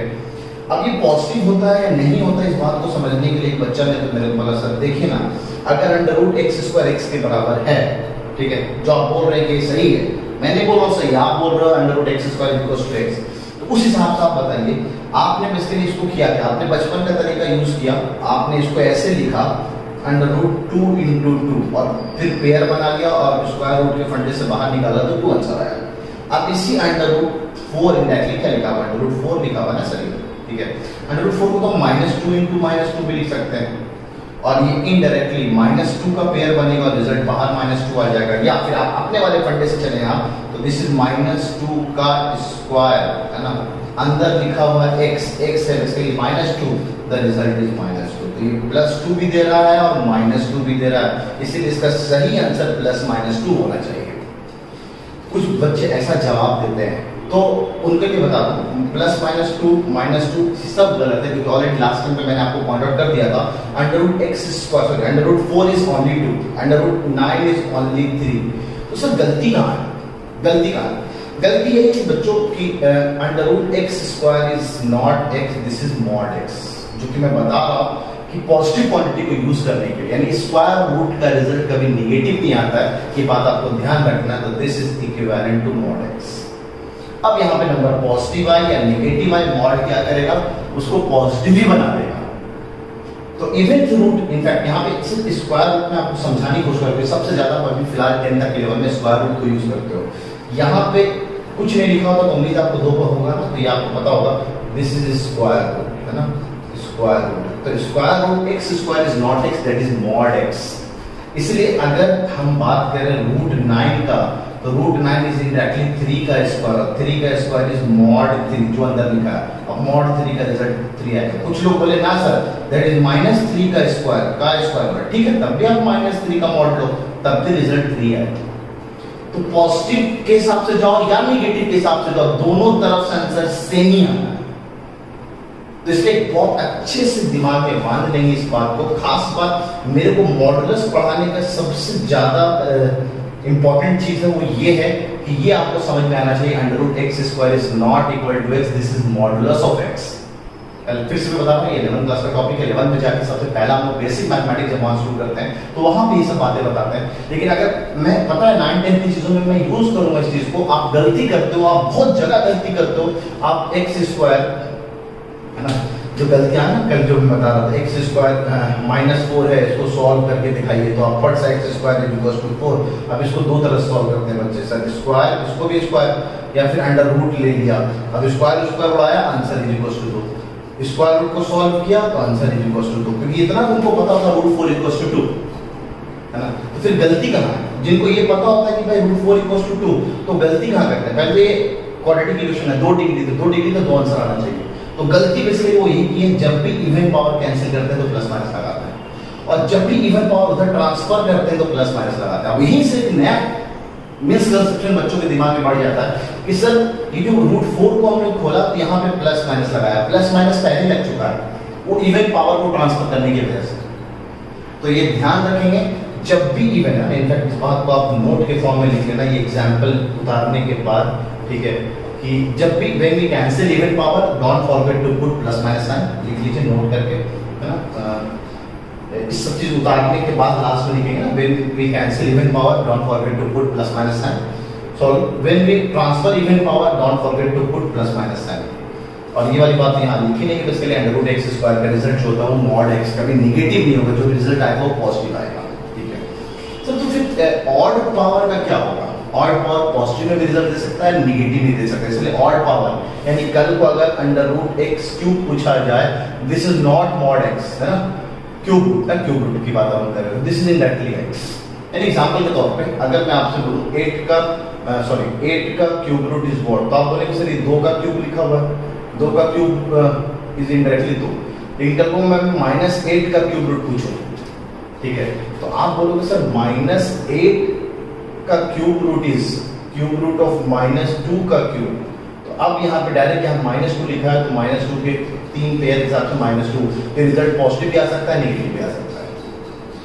और एक छोटी सी बात जो आपको यहाँ पे बतानी है, ये वाला नोट ध्यान, दूसरा एक और नोट है जो उसको भी आप ध्यान रखेंगे कि अंडर रूट के अंदर स्क्वायर रूट, यानी इनफैक्ट यहाँ पे जब भी इवन लिखा हो ना, इवन याद रखेंगे, स्क्वायर रूट हो, 4th रूट हो, 6th रूट हो, कभी भी यहाँ पे लिखा हुआ चीज है ना, अगर इस चीज को डिफाइंड होना है, पूरी चीज को वैल्यू रखना है, मैथ में यूज होना है, मैथ में रियल होना है इस चीज को, यानी इमेजिनरी नहीं होना, मैथ में एक चीज एग्जिस्ट करता है, तो उसके लिए x को ये हमेशा x को ग्रेटर देन इक्वल टू 0 होना पड़ेगा। कभी भी आप ऐसे नहीं देखेंगे रूट के अंदर -5, this is not a real number, ये रियल नंबर है ही नहीं, ठीक है। तो इसको रियल होने के लिए अंडर रूट के अंदर लिखा हुआ चीज को पॉजिटिव होना पड़ेगा। तो ये भी एक नोट है, याद रखेंगे आप, ठीक है। For this to be real, अगर ये रियल है, even though this belongs to real, this is a real number, then अंदर लिखा हुआ चीज जो भी होगा वो हमेशा ग्रेटर देन और इक्वल टू 0, ठीक है। तो इस नोट के हिसाब से अभी फिनिश नहीं हुआ, थोड़ा सा और एग्जांपल देखेंगे अभी मॉडल स्टोरीज का, थोड़ा सा ग्राफ भी मैं आपको बताऊंगा, हल्का फुल्का ग्राफ 8th में 9th में आप लोग पढ़ के आते हैं ना, तो ये आपको ग्राफ के बारे में आप लोग बना सकते हैं। तो सर इस चीज को उतारे कैसे, इस चीज को ऐसे उतारेंगे ना, ऐसे उतारेंगे। सबसे पहले तो आप मॉडल्स का डेफिनेशन लिखेंगे, मॉडल्स कहते हैं किसको, ठीक है। रिप्रेजेंट कैसे करते हैं ये हम लोग जान गए, डिफाइन क्या होता है वो जान गए, एग्जांपल देख लिया, एग्जांपल देख लिया, एग्जांपल के हिसाब से जाएंगे। उसके बाद ये सब बातें तो मैं समझा रहा था आपको ना, डिफरेंस वाली बात भी आप याद रखेंगे ना, ये डिफरेंस वाली बात भी नोट के फॉर्म में लिखेंगे ना, सब इंपॉर्टेंट नोट क्या है। उसके बाद आएंगे सिग्निफिकेंस पे, पहले ये एग्जांपल्स फिर आएंगे सिग्निफिकेंस। सिग्निफिकेंस में जो जो एग्जांपल मैंने बताया यहाँ पे उतारेंगे, सब गलत गलत चीजें हैं, ये सब लिखना, ये आप अपने हिसाब से कह रहे हैं, ठीक है, तो ये सब गलत कह रहे हैं, ठीक है। √2 ये 2 के बराबर एकदम सही है, ये कहना गलत होगा, ठीक है। तो जो बातें सही थी वो वाली बात उतारनी है। क्यूब रूट ये वाली बात सही है, ये वाली बात सही है, ये वाली बात उतारेंगे आप, ठीक है। उसके बाद फिर आएंगे नोट पे, वी हैव सर्टेन नोट, क्योंकि समझाने के लिए एप्लीकेशन वाला पार्ट था कि भाई हमको डिस्टेंस को कैसे रिप्रेजेंट करते हैं। उसके बाद नोट में मैंने आपको एक स्टेटमेंट बोला है, याद रखेंगे, when we cancel even power don't forget to put plus minus sign, when we transfer even power don't forget to put plus minus sign. Odd power के साथ ऐसा नहीं होता है, ठीक है, तो लिख भी लेना ऐसा। फिर से we have second note, for this to be real we always have x should be greater than equal to 0, ठीक है, ये वाला नोट, ठीक है। तो यहाँ तक उतार लीजिए, तो फिर मैं वीडियो को पॉज करके यहाँ तक जो कुछ उतारना उतार लीजिए। उसके बाद आगे का पार्ट की जगह नहीं है, ठीक है, आगे का पार्ट कुछ एग्जांपल्स हैं और कुछ ग्राफ है, इसका ग्राफ यहाँ पे देख सकते हैं लोग, है ना। तो यहाँ पे ग्राफ बनाते हैं, जगह है, ग्राफ ऑफ मॉडुलस। मॉडुलस का रिजल्ट जो भी होता है वो हमेशा पॉजिटिव होता है। तो थोड़ा सा ग्राफ जानते हैं, 9 में बहुत डीप में हम लोग सीखेंगे ग्राफ का पार्ट पॉलिनोमियल लीनियर इक्वेशन के अंदर। लेकिन इतना छोटा सा ग्राफ आप लोग जानते हैं कि y इक्वल्स टू x का ग्राफ, ठीक है, y इक्वल्स टू x का ग्राफ और y equals to minus x का ग्राफ कैसे बनेगा। तो this is our coordinate plane, coordinate plane पे हमारा x positive x, this is positive y, this is negative x and this is negative y। तो ठीक है, y इक्वल्स टू x का ग्राफ हमें पहले बनाना, तो सबको पता है x इक्वल्स टू 1 पटका तो y भी 1 आएगा, x इक्वल्स टू 2 पटका तो y भी 2, x इक्वल्स टू -1 तो y भी -1। तो 1 2 3 1 2 3 है ना, इस तरह से हम सारे नंबर्स मार्क कर रखे हैं। नहीं लिखा हुआ तो अंडरस्टूड समझ जाएंगे आप, 1 1 2 2 3 3 इस तरह से पॉइंट्स आ रहे हैं। तो y इक्वल्स टू x का ग्राफ सर ये बना, ठीक है। तो this is our y equals to x, y equals to -x। अच्छा ये दो ग्राफ क्यों बना, अभी समझा दो। y equals to -x, y equals to -x जब हम x की जगह 1 पटके, सुनिएगा, जब x की जगह हमने 1 पटका, ये हमारा 1 है, ये 2 है, ये 3 है, 1 पटके तो y के यहाँ 1 पटके तो y की वैल्यू माइनस बना दिए, तो दिस इज -1 -2 -3। तो 1 पटकने पे -1, 2 पटका तो -2, 3 पटका तो -3। सिमिलरली जब हम x की जगह -1 पटके, माइनस माइनस प्लस 1 हो गया। तो इस तरह से हम लोग सारे पॉइंट्स निकाल के 2-3 पॉइंट्स निकाल के हम लोग ग्राफ बना सकते हैं। This the graph of y equals to -x, ये दोनों स्ट्रेट लाइन होंगे, ठीक है। लेकिन हमें मॉडुलस का ग्राफ बनाना है, यानी इस डेफिनेशन का ग्राफ बनाना है। ये पहली बार होगा जब आप किसी भी ब्रेकिंग फंक्शन जो टूट रहा है, सॉरी पॉलिनोमियल आपके साथ टूट रहा है, उसका ग्राफ बनाने जा रहे हैं आप। तो दो पार्ट में ग्राफ बेसिकली बनना था, एक तो +x के हिसाब से बनना था, दूसरा -x के हिसाब से बनना था। तो मैंने इसलिए दोनों ग्राफ पहले से बना के तैयार किया। अब इसको मुझे काटना है, इंटरवल में काटना है। प्लस वाला तब लेना है जब आप सिर्फ पॉजिटिव में हो, ये पॉजिटिव x है हमारा, तो इसमें सिर्फ प्लस वाला ग्राफ लेना है। तो अभी पूरा ग्राफ होता है, इसको हम निगेटिव वाला ग्राफ हमें नहीं लेना। तो निगेटिव वाला ग्राफ ये रहा, निगेटिव वाला पोर्शन x का, तो वाला ग्राफ पार्ट हटा दिया, तो सिर्फ प्लस वाला ग्राफ, तो मैंने ये वाला उठा दिया पार्ट। तो पॉजिटिव x में हमें ये वाला ग्राफ चलना है। जब हम निगेटिव का x में जाएंगे, तो x का निगेटिव में जाएंगे, तो -x वाला ग्राफ, ये -x वाला ग्राफ है, तो पॉजिटिव वाला पार्ट हटा देंगे, ये वाला ग्राफ से मतलब नहीं है, यानी सिर्फ ये वाला ग्राफ से मतलब है। तो ये इसका मॉडुलस का ग्राफ फाइनली वी शेप ना, वी शेप मॉडुलस का ग्राफ कहते हैं। इस ग्राफ का नाम भी हम लोग कहते हैं this is V shape graph, इसका अपना शेप है वी शेप ग्राफ। अच्छा ग्राफ आपको दिख रहा होगा, कभी भी ग्राफ नीचे नहीं जा रहा, नीचे मतलब y की वैल्यू निगेटिव नहीं है, इसलिए मॉडुलस ऑलवेज पॉजिटिव। तो ये हमेशा पॉजिटिव या जीरो के बराबर, ऑलवेज पॉजिटिव ना और जीरो, तो रिजल्ट ही दे सकता है, ठीक है। तो ये ग्राफ के बारे में भी आप लोग थोड़ा बहुत जानेंगे कि भाई इसका ग्राफ क्या है, ग्राफ के बारे में बहुत अच्छे से जानेंगे। फिलहाल बस बेसिक नॉलेज देना था मुझे ग्राफ के बारे में, ठीक है। अच्छा और किस बारे में बात कर सकते हैं, इसके सर्टेन एग्जांपल्स हैं, ये वाली बात आप जानेंगे बहुत अच्छे से, बहुत खासकर इसको तो मैं इंपॉर्टेंट मार्क करूंगा कि ये वाला एप्लीकेशन वाला आपको बहुत अच्छे से पता होना चाहिए। Under root x square is mod x, ना कि एक्स, है ना, मॉडुलस ऑफ एक्स के बराबर होता है। तो वीडियो को पॉज करके यहाँ तक जो कुछ आपको उतारना आप उतार लीजिएगा। तो हम लोग इसके सर्टेन सॉलिड एग्जांपल्स पहले देख लेते हैं, उसके बाद फिर हम लोग आगे बढ़ते हैं। इनफैक्ट ये सब चीज़ें तो उतारनी नहीं है आपको, तो यहाँ पे हम लोग देख सकते हैं ना, ठीक है, इसके एग्जांपल्स, है ना, ये उतारना ही नहीं था आपको, तो फिर टाइम वेस्ट करेंगे, यहीं पे देख लेते हैं। तो इसके शॉर्ट एग्जांपल्स क्या है, इससे छोटे सवाल जो बनते हैं वो सबसे पहले तो ऐसा बनेगा सवाल एग्जांपल के फॉर्म में, फाइंड द वैल्यू ऑफ, ठीक है, ऑफ क्या ऐसे लिखा हुआ मान लो 2x minus 3 minus 5x plus 5 at x equals to -2, ऐसे करके दे रखा हूँ। -2 किसकी वैल्यू बताइए, ठीक है। अब ये जो कुछ भी लिखा मान लीजिए ये जो टर्म लिखा हुआ है इसका वैल्यू बताइए -2। तो आप बचपन से ऐसा करते आ रहे हैं ना कि मैं -2 की वैल्यू से, तो जहाँ जहाँ x आ रहा है वहाँ -2 पटक दो आप, तो ठीक है, -2 हमने पटक दिया, तो ये हो गया 2 टाइम्स -2 माइनस का 3 मॉडुलस 1, 5 टाइम्स माइनस का 2 प्लस का 5 मॉडुलस 1। ये अलग मॉडुलस है, ये अलग मॉडुलस है। अब दोनों की वैल्यू कैलकुलेट करेंगे, उसके बाद बीच में सबट्रैक्शन, उसको सबट्रैक्ट कर देंगे। अब दिस इज माइनस का 4 एंड दिस इज माइनस का 3, दिस इज माइनस का 4, दिस इज माइनस का 3, फिर modulus minus 5 into -2 that is -10 और ये प्लस का 5। तो अंदर जो चल रहा है अपना नॉर्मल ऑपरेशन करेंगे, बाद में जाके हम डिसाइड करेंगे ये मॉडुलस खुलेगा कैसे, प्लस से खुलेगा या माइनस से खुलेगा। दिस इज माइनस का 7 और ये माइनस का 5। अच्छा -7 इज नेगेटिव नंबर, तो नेगेटिव नंबर क्या करेगा, फिर से उसको पॉजिटिव बना देगा। दिस विल बी प्लस का 7, नेगेटिव पॉजिटिव ऐसे याद रखना है फिलहाल आपको। अच्छा ये फिर से नेगेटिव थी, ये भी पॉजिटिव बन जाएगा, लेकिन बीच में जो माइनस है वो सवाल का माइनस है, तो कैरी होते रहेगा। तो इस तरह से ये 7 - 5 का आंसर इज 2, इसका आंसर 2 आ जाएगा। तो एक तो ये सवाल है। दूसरा सवाल जो यहाँ पे मैं कराता हूँ इज लाइक दिस, यहाँ पे देखते हैं एग्जाम्पल, ठीक है। Find x if 2x plus 3 is equals to 7। अगर 2x plus 3 की मॉडुलस वैल्यू 7 के बराबर है तो x बताइए, यानी x हम क्या ऐसा पटकें कि ये 7 बन जाते हैं, तो हवा में दिख रहा है x को हम 2 पटकते 2 × 2 4, 4 + 3 7 बन जाएगा। लेकिन क्या इसका एक ही आंसर है या उससे ज्यादा भी हो सकता है? तो इसको जानने के लिए आपको करना क्या पड़ेगा, हमें ये नहीं पता अंदर जो नंबर लिखा हुआ है वो पॉजिटिव में है या नेगेटिव में।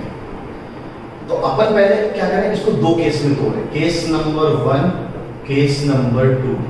केस नंबर 1 में इसको हम पॉजिटिव कंसीडर किए कि ये 2x + 3 जो भी लिखा वो पॉजिटिव है, और ये जो लिखा हुआ वो एक बार नेगेटिव कंसीडर करते हैं। अंदर वाला चीज एक बार पॉजिटिव, अंदर वाला चीज एक बार नेगेटिव। एक बार पॉजिटिव कंसीडर किए तो यहाँ से जो आंसर आया वो क्या आया, देखिए पॉजिटिव कंसीडर करेंगे तो मॉड पॉजिटिव से खुलेगा, जब पॉजिटिव होता है तो प्लस का x, तो प्लस का x है ना, प्लस का x पॉजिटिव है तो पॉजिटिव ही खुलेगा। तो हिसाब से ये बन गया सर 2x implies 2x + 3 = 7। अब इसको जरा अच्छे से सॉल्व किया, 2x 3 को उधर भेजा तो 7 - 3, 2x 7 - 3 is 4 implies x 4/2, तो आंसर इज 2। वही 2 हम लोग बदल कैलकुलेट कर पा रहे हैं। x का और आंसर आ सकता है, ठीक है। ये उम्मीद है आप लोग नोट के बाद उतार लिए होंगे ना, तो इसको मैं हटा दे रहा हूँ यहाँ पे। ये बहुत काम का चीज, इसको भी नोट में उतारेंगे आप ना, मैं पहले ही बता दे रहा हूँ। जब ये नेगेटिव होगा तो जब ये नेगेटिव होगा तो उस केस में एक और बाहर माइनस आ जाएगा, तो बाहर एक माइनस ले आते हैं, तो माइनस टाइम्स 2x प्लस 3 अब ये 7। अब इस माइनस को इधर भी भेज सकते हैं। देखिए भेजने का कोई फंडा नहीं था, मैं पहले बता रहा हूँ, है ना। ये बात को जब मैं इनइक्वालिटी पढ़ाऊंगा आपको उस वक्त भी बात बताऊंगा, है ना। भेजने का फंडा नहीं था, basically you multiply -1 both side, कि माइनस इंटू माइनस प्लस हो जाएगा, ये 2x प्लस 3 और ये माइनस यहाँ आ जाएगा तो माइनस का 7। अब दिस इज 2x इधर भेजा, 3 को इधर भेजा तो -7 -3 है ना, प्लस इधर जाके माइनस हो जाएगा, इतना उम्मीद है पता होगा आपको सब चीजें। तो x is equal to this is -10/2, the result is -5। तो एक -5 है, एक 2 है, इसका दो आंसर आया, एक 2 आया, दूसरा -5 आया। ठीक है, तो इसको कैलकुलेट करना है तो बस ऐसे x की जगह एक बार 2 पटक के दें, चेक करना है, वेरीफाई करना है कि सच में हमने ये सही किया कि नहीं। x की एक बार 2 पटक के देखो, 2 × 2 4, 4 + 3 7, 7 का mod 7।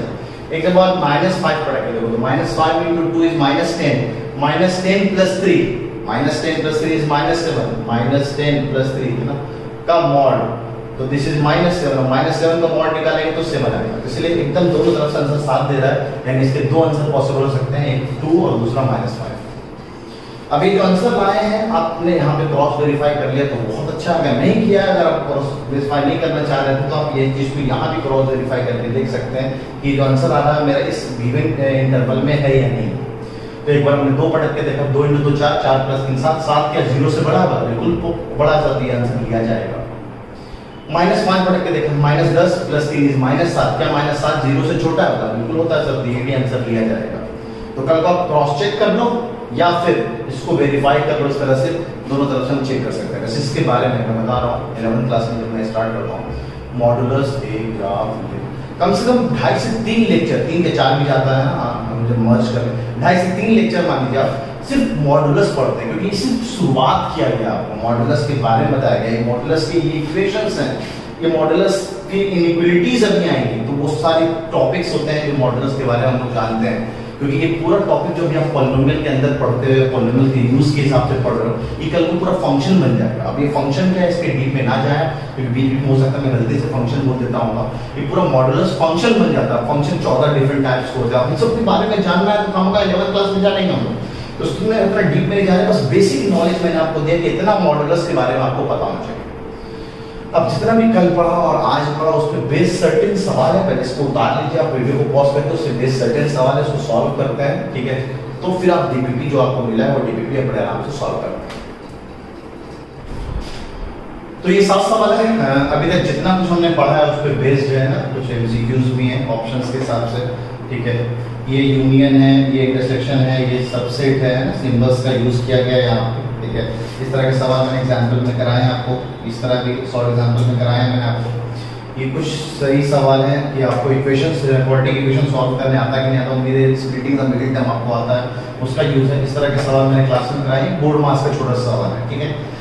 तो देखते हैं 7 सवाल है, कितने बच्चे देख तो नहीं पाऊंगा एग्जैक्टली, आपने आपको चेक करना है 7 सवाल 7 मिनट में आपसे बनते हैं कि नहीं बनते हैं, और दूसरा आंसर सभी तुरंत देखेंगे हम लोग। तो वीडियो को पॉज करके यहाँ तक जो कुछ भी आप कर सकते हैं आप करें, ठीक है। ये infinity open bracket close bracket का यूज है यहाँ पे, ठीक है। तो वीडियो को पॉज करके यहाँ तक जो कुछ करना है आपको जल्दी से करके मेरे को 7 सवाल देना है। तो चलिए शुरू करते हैं क्वेश्चन नंबर 1 की तरफ। क्वेश्चन नंबर 1 पहले उतार देता हूँ मैं, ठीक है, क्योंकि आपको पता है कि यहाँ पे स्टेप्स का सही से यूज आपको बहुत मायने रखेगा कि आपने किस तरह से सॉल्व किया है। तो उम्मीद है आपको बोर्ड मास अभी आप आज तो नहीं भूले होंगे ना, क्योंकि बहुत रिसेंट आपने पढ़ा है तो बहुत जल्दी तो नहीं भूले होंगे आप, तो बोर्ड मास तो आपको याद होगा कि बोर्ड मास के हिसाब से सबसे पहले जो ऑपरेशन यूज होगा यहाँ पे ब्रैकेट भी ऑफ भी डिवीजन मल्टीप्लिकेशन एडिशन सब्ट्रैक्शन, क्या सवाल है यहाँ पे सब कुछ यूज है, और ब्रैकेट में सिर्फ मैंने स्मॉल ब्रैकेट यूज किया। तो सबसे पहले तो इसको हम सॉल्व करेंगे। अब इसके अंदर भी 2 ऑपरेशन यूज हुए, एक डिवीजन यूज हुआ है, दूसरा सब्ट्रैक्शन यूज हुआ है। तो अगर पहले हम सब्ट्रैक्शन कर देंगे तब तो गए बेटा। सबसे पहले हम डिवीजन सॉल्व करेंगे, तो ये 5 - 5 divided by 5 the result is 1, ठीक है। और ये ऑफ, बाकी की चीजें एज इट इज चल रही है, ठीक है। अच्छा 5 - 1 इज 4, है ना, तो this is 5 minus this is of 5 - 1 is 4, भी ब्रैकेट से निकल के 4 आ गया। अब हम फिर से सवाल को उतार लेते हैं कि ये एज इट इज ये लिखा हुआ था। अच्छा अब ब्रैकेट तो सॉल्व हो गया, अब जो बचा हमारे पास ऑफ बचा, तो सबसे अगला ऑपरेशन इज ऑफ, ठीक है, तो ऑफ करेंगे तो of is indirectly basically multiplication है ना। तो इसको पहले करते हैं, तो this is 5 + 5 divided by 5 × 5 subtracted 5 × 4 is 20, this is 20। अब अगला ऑपरेशन किसका है जरा, तो चार बेसिक ऑपरेशन बचे हुए हमारे पास, division, multiplication, addition and subtraction. तो सबसे पहले हम डिवीजन करेंगे, तो ये डिवीजन पहले होगा, तो 5 divided by 5 the result is 1 is multiplied with 5 subtracted with 20।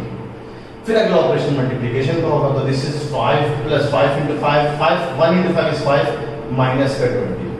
फिर अगला जो डिवीजन, अगला जो प्रोसीजर होगा दैट इज एडिशन। तो पहले ऐड करेंगे, तो this is 10 subtracted with 20, hence the final answer is 10 - 20, the result is -10।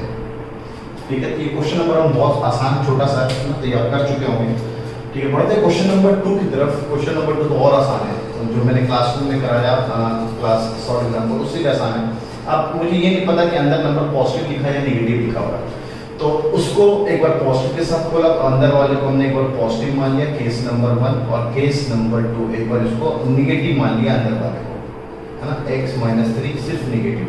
जब ये पॉजिटिव होगा तो मॉड पॉजिटिव से खुलेगा, तो ये 4 यहाँ सॉल्व किया तो x की वैल्यू 7, क्या 7 सेटिस्फाई कर रहा है, और बिल्कुल कर रहा है, तो आंसर हो गया हमारा। दूसरा, जब ये नेगेटिव से खुलेगा तो बाहर एक नेगेटिव आ जाएगा, x - 3 times is equal to 4। अब ये माइनस को इधर भेजने से बढ़िया इसलिए -1 मल्टीप्लाई करते हैं, तो दिस इज x - 3 हो गया -4। अब x - 3 इधर जाएगा तो प्लस का 3 हो जाएगा, तो x is equal to -4 + 3 is -1। क्या ये -1 सेटिस्फाई कर रहा है, बिल्कुल सर, -1 ऑफ -1, तो -1 - 3 का मॉड -4 का मॉड इज 4, यानी बिल्कुल सेटिस्फाई कर रहा है, तो -1 भी हो जाएगा। ये क्वेश्चन नंबर 2 का सॉल्यूशन है। क्वेश्चन नंबर 3, ये तो आसान है, आसान है तो ज्यादा अच्छा कि आपको बस वैल्यू पता करना है। इस तरह के सवाल थोड़े पहले मैंने कराया था आपको। तो 2 टाइम्स -2 पढ़ रहा, तो -2 × 2 इज -4 प्लस का 5, ठीक है, -3 टाइम्स 6 × -2, तो माइनस का 12, है ना, 6 × -12 माइनस का 2, ये इसको कैलकुलेट करना है। This is 2 times, this is 1, -3 times -14, ठीक है। तो this is 2 times 1 is 2 minus 3 times, है ना, ये 1 का मॉड 1 आया है बेसिकली, है ना, तो अच्छा -14 का मॉड प्लस का 14 हो जाएगा, तो दिस इज 2 - 3 × 14 28 52, तो माइनस का 52, द रिजल्ट इज माइनस का 50। ये क्वेश्चन नंबर 3 1 2 3 आप इस तरह से तो जल्दी कर सकते हैं। क्वेश्चन नंबर 4 5 6 7 ये अच्छे हैं, तो वीडियो को पॉज करके यहाँ तक जो कुछ उतारना बता दें, तो बढ़ते हैं क्वेश्चन नंबर 4 5 6 की तरफ।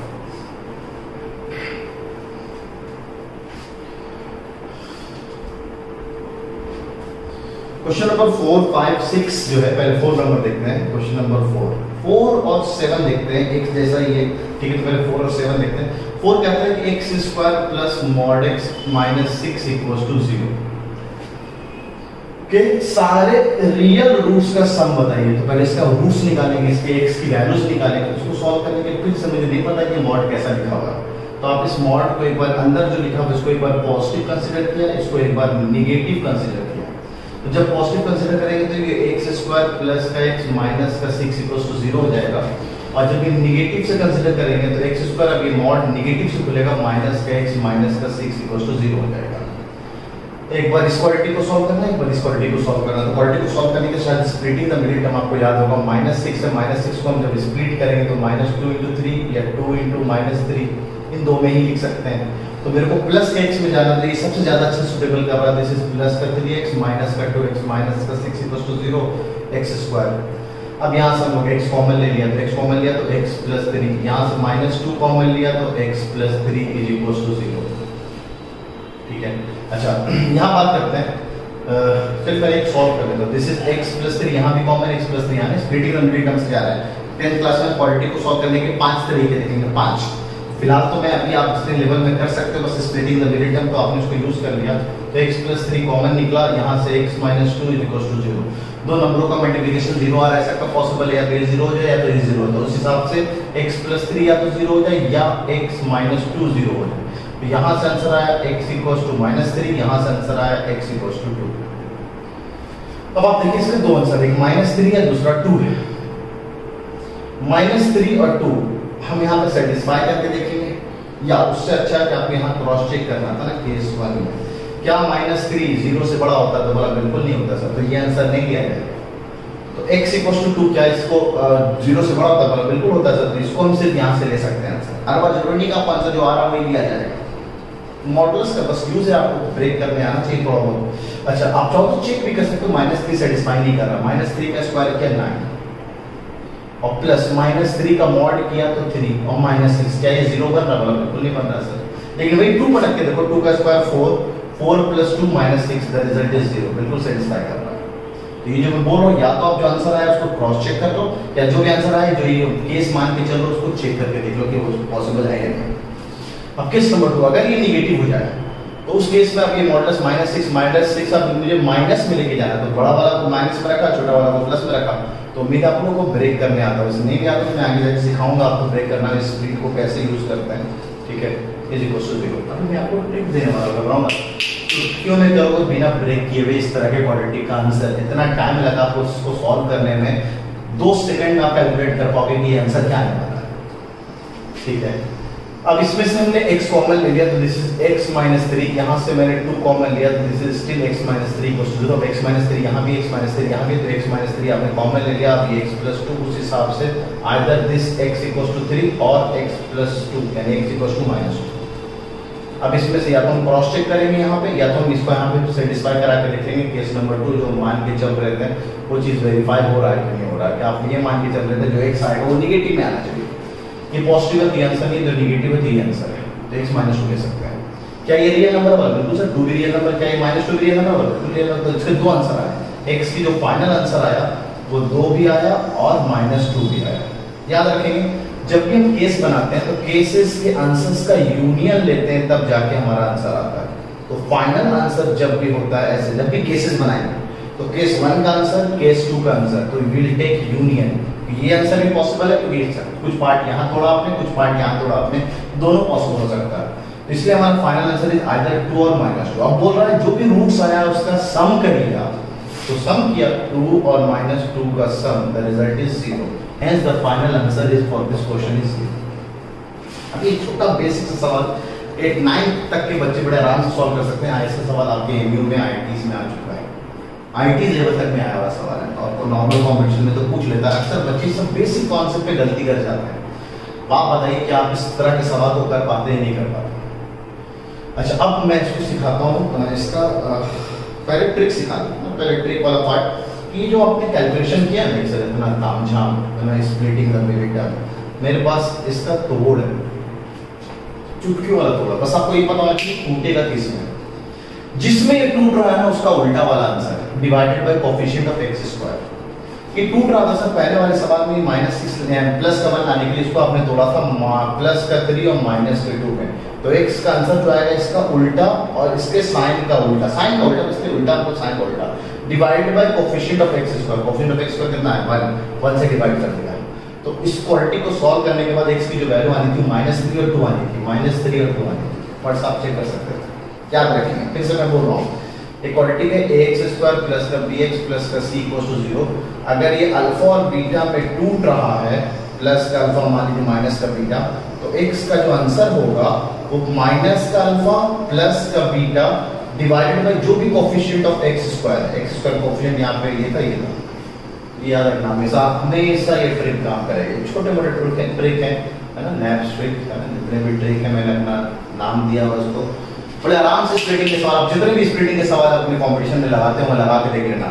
जैसे इस सवाल में सर मेरे को पता था -6 के और -1 के हिसाब से ये टूटेगा -3 और प्लस के 2 में, तो आंसर जो आएगा वो इसका उल्टा यानी 3 और इसका उल्टा 2 डिवाइड, सॉरी इसका उल्टा -2 है, प्लस का 2 था तो माइनस होता है, नेगेटिव साइन।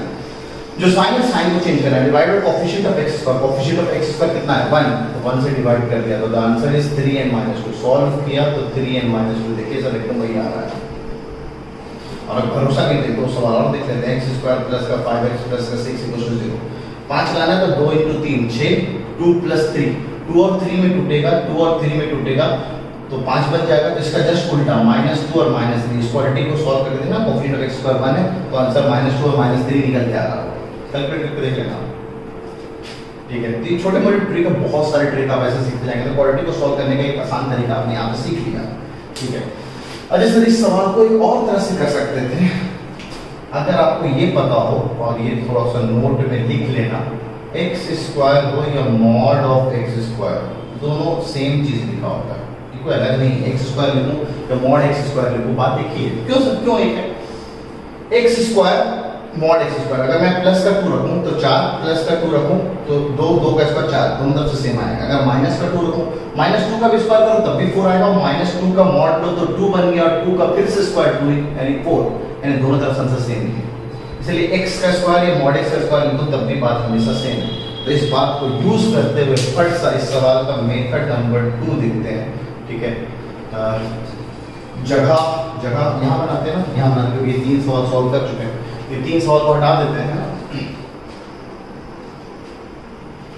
तरीका मैं बता रहा हूँ, आप लोग भी अगर सवाल को उतारें तो ऐसे ही उतारा करें, एक साथ क्वेश्चन नंबर सारे सवाल एक तरफ उतार लें, उसके बाद जो जो बनता हो उसको आप बनाएं, ठीक है। और या जो नहीं बन रहा उसको जगह छोड़ दें। आप जगह छोड़ना अच्छा नहीं मानता हूँ मैं, जो बन रहा हो बना लो, और फिर बाद लगा कि गलत है उसको काट देने का, सही सॉल्यूशन आप एक साथ उतार लो सारे सॉल्यूशन। तो रिवीजन के लिए बहुत बड़ा फायदेमंद हो जाता है। सारे सवाल एक जगह, हाँ यार सवाल भी करना था, सवाल भी करना था, सवाल के जस्ट नीचे आप सॉल्यूशन उतार दो, उसमें क्या होता है आपको सॉल्यूशन दिख जाता है रिवीजन के वक्त, तो रिवाइज सही से नहीं कर पाते हैं आप, ठीक है।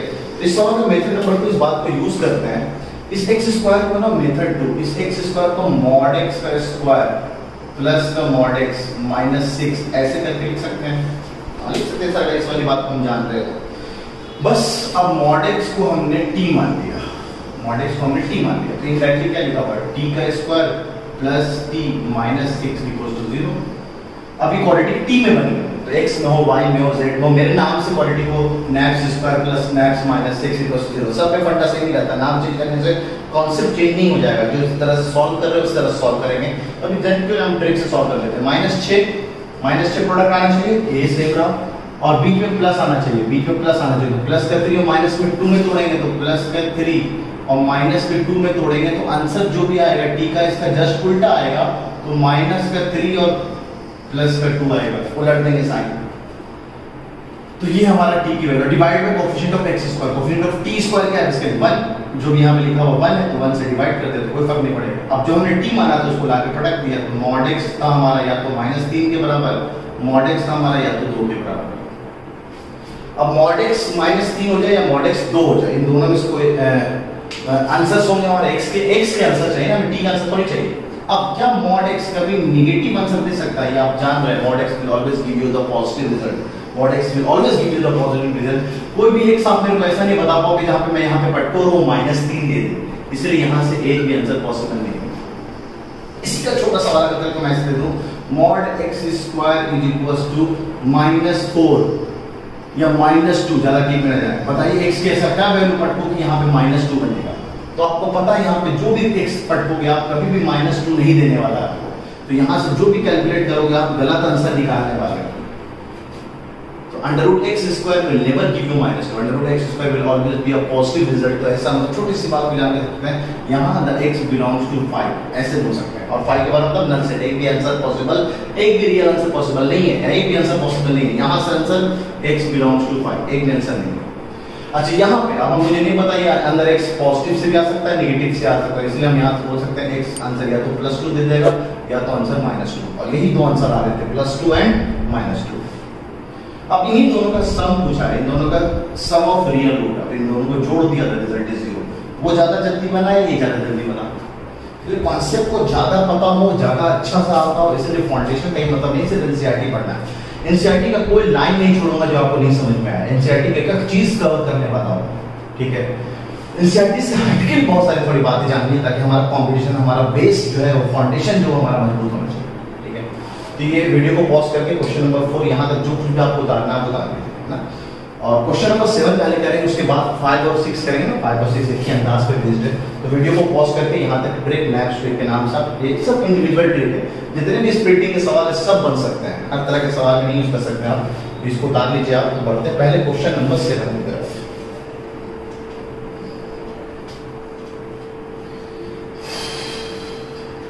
अच्छा सर, अब बात करते हैं क्वेश्चन नंबर 7। क्वेश्चन नंबर 7 अक्सर लोग इस सवाल का आंसर सी बोलते हैं, जो कि गलत आंसर है, करेक्ट आंसर इज बी। क्या है इस सवाल में, ये एमयू में 11 इंटरेस्ट में 2009 बहुत पहले आया हुआ सवाल है, बहुत शानदार सवाल है, मैं अक्सर क्लास में कराता हूँ। वैसे 9th क्लास में जब आप आओगे सर्च के अंदर तब भी ये बात मैं बताऊंगा, लेकिन बस बेसिक की बात है, आपको अगर अभी पता हो जाए तो बहुत अच्छी है। x + 2 और ये √2x + 7। सबसे पहली बात, जैसे रूट दिखता है तो बच्चों के दिमाग में जाता है कि स्क्वायरिंग बोथ साइड्स करते हैं, करिए स्क्वायरिंग बोथ साइड्स। अब स्क्वायरिंग करेंगे क्या बन जाएगा, x + 2 का होल स्क्वायर, और स्क्वायरिंग करेंगे √, का तो स्क्वायर गायब हो जाएगा। उम्मीद है आपको पता होगा ना कि √x का स्क्वायर करेंगे तो ये √2 गायब हो गई, ये x हो जाता है ना। छोटी सी बात, वैसे सर्च और इंडाइसिस के अंदर जो टॉपिक है वहां पे हम लोग जानेंगे इस वाली बात को। चलिए स्क्वायर बोलते हैं, a + b का whole square is a² + 2ab + का b², and this is root गायब हो गया तो दिस इज 2x + का 7।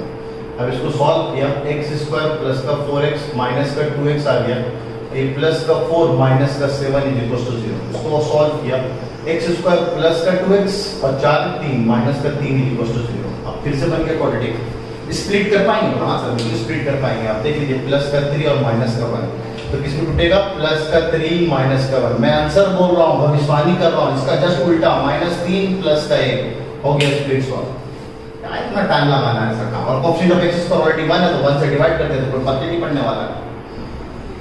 ठीक है, तो -3 होगा, इसीलिए बच्चे देखते हैं -3 और करली bracket source only -3 and only 1, तो ओनली -3 और ओनली 1 ले सकते हैं, तो द आंसर इज सी, जो कि बिल्कुल गलत है।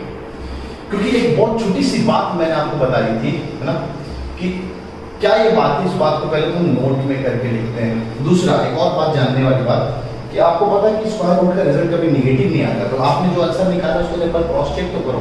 तो आपने क्रॉस चेक करना शुरू किया, आपने -3 पुट किया, -3 पुट किया, तो -3 + 2, LHS में तो -1 आया, इधर -3 पुट किया तो -6 + 7, दिस इज √1, और √1 का रिजल्ट 1, इधर -1 लिखा है, इधर 1 लिखा है, क्या ये दोनों बराबर होगा? बिल्कुल बराबर नहीं, तो -3 नहीं लिया जाएगा।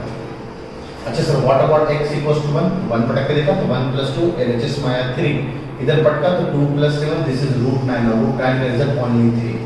बच्चे बोलते हैं अच्छा सर √1 तो +-1 होता तो -1 तो बराबर आ रहा है। फिर से मैं बता रहा हूं, थोड़ी देर पहले मैंने बताया स्क्वायर रूट का रिजल्ट कभी नेगेटिव नहीं आता है। ठीक है, तो यहाँ से तो रिजल्ट सिर्फ 1 आया और यहाँ से रिजल्ट सिर्फ 3 आया, यही सिर्फ सेटिस्फाई कर रहा है आपको, तो the correct answer is only 1, इसलिए करेक्ट आंसर इसका 1। तो गलती कहाँ हुई? गलती ये हुई यहाँ पे, खास बात जो आप यहाँ पे भी नोट कर लो, वैसे मैं क्वाड्रेटिक पॉलिनोमियल वाली बात में नहीं, सब इस तरह के सवाल बहुत कराऊंगा मैं, कि जब भी हम लोग स्क्वायरिंग करते हैं या क्यूबिंग करते हैं तो हम लोग extra solution, extra number of roots generate करते हैं। ठीक है, इसलिए मैं पहले बता रहा हूँ आपको, कुछ चीजें मैथ्स में आप थ्योरी के फॉर्म में सीखते हैं, कुछ सवालों के फॉर्म में सीखते हैं। सिर्फ बहुत सारे बच्चे सवाल को समझ में नहीं आता, तो सर सवाल में मजा नहीं आ रहा है, थ्योरी पढ़ने में मजा आता है। तो ये साइंस में होता है, उसकी थ्योरी पढ़ते हैं क्योंकि थ्योरी में नई नई बातें जानते हैं, सवाल में क्या नया सीखेंगे आप। फिजिक्स में सीख सकते हैं कि नया नया कॉन्सेप्ट क्या आ सकता है सवाल। मैथ्स में मोस्टली चीजें जो सीखनी होती है वो सवाल के फॉर्म में सीखना होता है, इसलिए सवाल को बहुत तवज्जो दें, आप अच्छे से सवाल को सीखा करें। आप सवाल है, सवाल तो सॉल्व किया है, नया चीज सामने निकल के आया है, हमें ये पता होना चाहिए जब भी हम स्क्वायरिंग करते हैं या क्यूबिंग करते हैं तो एक्स जो लीनियर जैसा दिख रहा है, एक आंसर जिसके आने चाहिए उसके हमें 2 आंसर मिल गए, तो हम लोग एक्स्ट्रा सॉल्यूशन जनरेट कर देते हैं। कल को इसका मैं 8 पावर कर दो तो 8 डिग्री का एक पॉलिनोमियल बनेगा, उसको सॉल्व करेंगे तो 8 आंसर आएंगे, तो 8 आंसर पॉसिबल है क्या? बोला बिल्कुल ऐसा नहीं। तो कह रहे हैं इस चीज को हम लोग, ठीक है, याद करेंगे नोट के फॉर्म में। ये मैं लिखवा रहा हूँ, डिक्टेट कर रहा हूँ, इसको उतार लें तो मैं डिक्टेट कर रहा हूँ आपको, है ना। उतारने के बाद आप इस बात को उतार लीजिएगा, वीडियो को बैक करके वगैरह सुन लीजिएगा। When we square or cube, when we square or cube any given equation, ये इक्वेशन है ना, इक्वल टू बीच में लगा था, इक्वेशन ही है, ठीक है।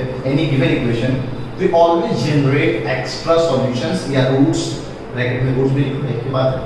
we generate extra solution or roots, full stop. When we square or cube a given equation, we generate extra roots or solution. Don't forget, कभी भूलना मत, don't forget to cross check the solution obtained. जो जो solution आया उसको cross check करना ना भूलें, ठीक है, बहुत ध्यान देंगे आप। तो हमने क्रॉस चेक किया तो हमें पता चला कि आंसर ये है, ठीक है। ये नोट करके ये बात को में ध्यान रखना। अब एक शानदार चैप्टर ट्रिक मैं आपको बता रहा हूँ, ये सबसे फेमस मेरा चैप्टर ट्रिक है, इसका नाम मैंने दिया ऑब्जेक्टिव ट्रिक, है ना। ये एक नहीं, जितने तरह के चैप्टर होंगे हर चैप्टर में जाके लगेगा, मेरा वाला ट्रिक का नाम है। जितने भी इक्वेशन के सवाल होते हैं और 4 ऑप्शन होना चाहिए, सिर्फ कॉम्पिटिशन में चल सकता, बोर्ड्स में नहीं चला पाएंगे आप। कंपटीशन में 4 ऑप्शन है, क्यों इतना तामझाम कर रहे हैं सर, आप इतना सॉल्व करोगे, सब क्रॉस चेक वगैरह करोगे, डायरेक्ट आप ऑप्शन को टक के देखो ना, बस बेसिक नॉलेज आपको पता होना चाहिए। स्क्वायर रूट का रिजल्ट हमेशा पॉजिटिव होता है, तो बस -3 पटक के देखा, सेटिस्फाई नहीं किया, 1 पटक के देखा, सेटिस्फाई कर लिया, तो यही आंसर है, खत्म, आगे चेक करने की जरूरत ही नहीं है। इसको कहते हैं ऑब्जेक्टिव ट्रिक। ऑप्शन को पुट किया और देखा जो सेटिस्फाई कर रहा है वो हमारा आंसर है, ठीक है। तो बहुत शानदार, इसको तो मैं हर चैप्टर में, जितने भी चैप्टर आप लोग पढ़ोगे ना, हर चैप्टर में जाके दिखाऊंगी ऑब्जेक्टिव ट्रिक। बेटा ऑब्जेक्टिव ट्रिक चला लो, ऑप्शन को सेटिस्फाई कर लो, इक्वेशन के सारे सवाल, सिर्फ इक्वेशन की तरह के सवाल नहीं, और भी तरह तरह के सवाल ये सॉल्व करके देगा ये ट्रिक, ठीक है। तो फिलहाल दिल को थाम कर बैठो और ट्रिक को आनंद लो, मजा लो, कि आगे बहुत तरह तरह की चीजें हम लोग सीखेंगे। फिर मेरे पास 19-20 चैप्टर ट्रिक है, हर चैप्टर के लिए मैंने ट्रिक बना रखा है, और बेफिक्र है, कुछ तो एक ही चैप्टर में 3-3, 4-4 चैप्टर ट्रिक है, ठीक है। तो जानेंगे आप, पहले इसको उतार लीजिए, वीडियो को पॉज करके, तो 2 सवाल और उसको जरा देख लेते हैं। जैसे क्वेश्चन नंबर 5 को लोग यहीं पे देख सकते हैं, सर इसका यूनियन क्या होगा? यूनियन होगा जो एलिमेंट आ गए उसको हमें लिखना है। तो पहले वाले का आंसर अगर हम लोग देखें, फर्स्ट वाले का, तो क्या होगा?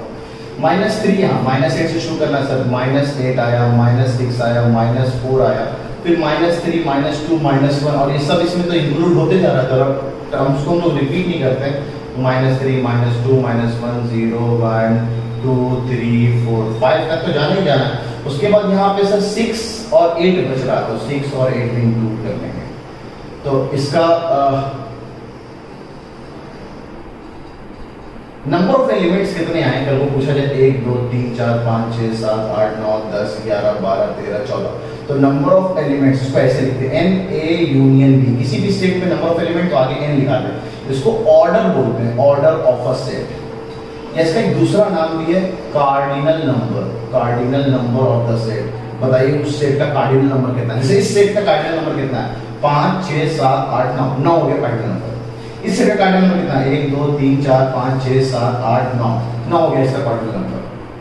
तो कार्डिनल नंबर ये ऑर्डर ऑफ द सेट। इस अब यूनियन में देखिए क्या 9 + 9 18 एलिमेंट आ रहा है, बिल्कुल 18 नहीं आ रहे सर, यहाँ पे थोड़ा कमी आ रही है, 1, 2, 3, 4, 5, 6, 7, 8, 9, 10, 11, 12, 13, 14, 14 इसका कार्डिनल नंबर। इसका ऑर्डर जो इस सेट का वो 14 का है, 14। अच्छा, इंटरसेक्शन में क्या करते थे हम लोग, जो कॉमन एलिमेंट था वो सिर्फ उठाते थे। तो मेरे को दिख रहा है इधर वाला तो कॉमन नहीं आ रहा, -2 एक कॉमन दिखा, 0 कॉमन दिखा, 2 कॉमन दिखा और 4, सिर्फ ये 4 एलिमेंट कॉमन दिखे मुझे। तो अगर A इंटरसेक्शन B के बारे में हम बात करते हैं, तो वी हैव अ सेट, ये भी एक सेट रिप्रेजेंट करता है बेसिकली।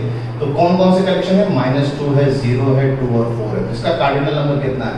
NA इंटरसेक्शन B का कार्डिनल नंबर 1, 2, 3, 4 एलिमेंट आ रहे हैं, तो सिर्फ 4 है। क्या A B का सबसेट है? A के सारे एलिमेंट B के अंदर आ रहे हैं क्या? A के सारे एलिमेंट बिल्कुल नहीं है सर, 5 ढूंढे नहीं मिलेगा आपको, -2 देते, -2 मिलेगा, -1 ढूंढे नहीं मिलेगा, एक भी एलिमेंट छूट गया तो सबसेट नहीं कहलाएगा। तो द आंसर इज नो। तो 5 A is not a subset of B। क्या B A का सबसेट है? बिल्कुल नहीं है sir, B is not a subset of A।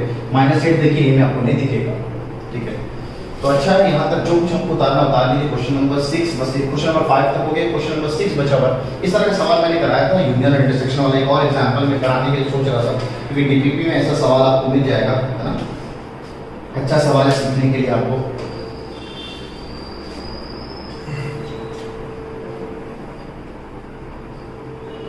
तो बढ़ते हैं क्वेश्चन नंबर 6 की तरफ।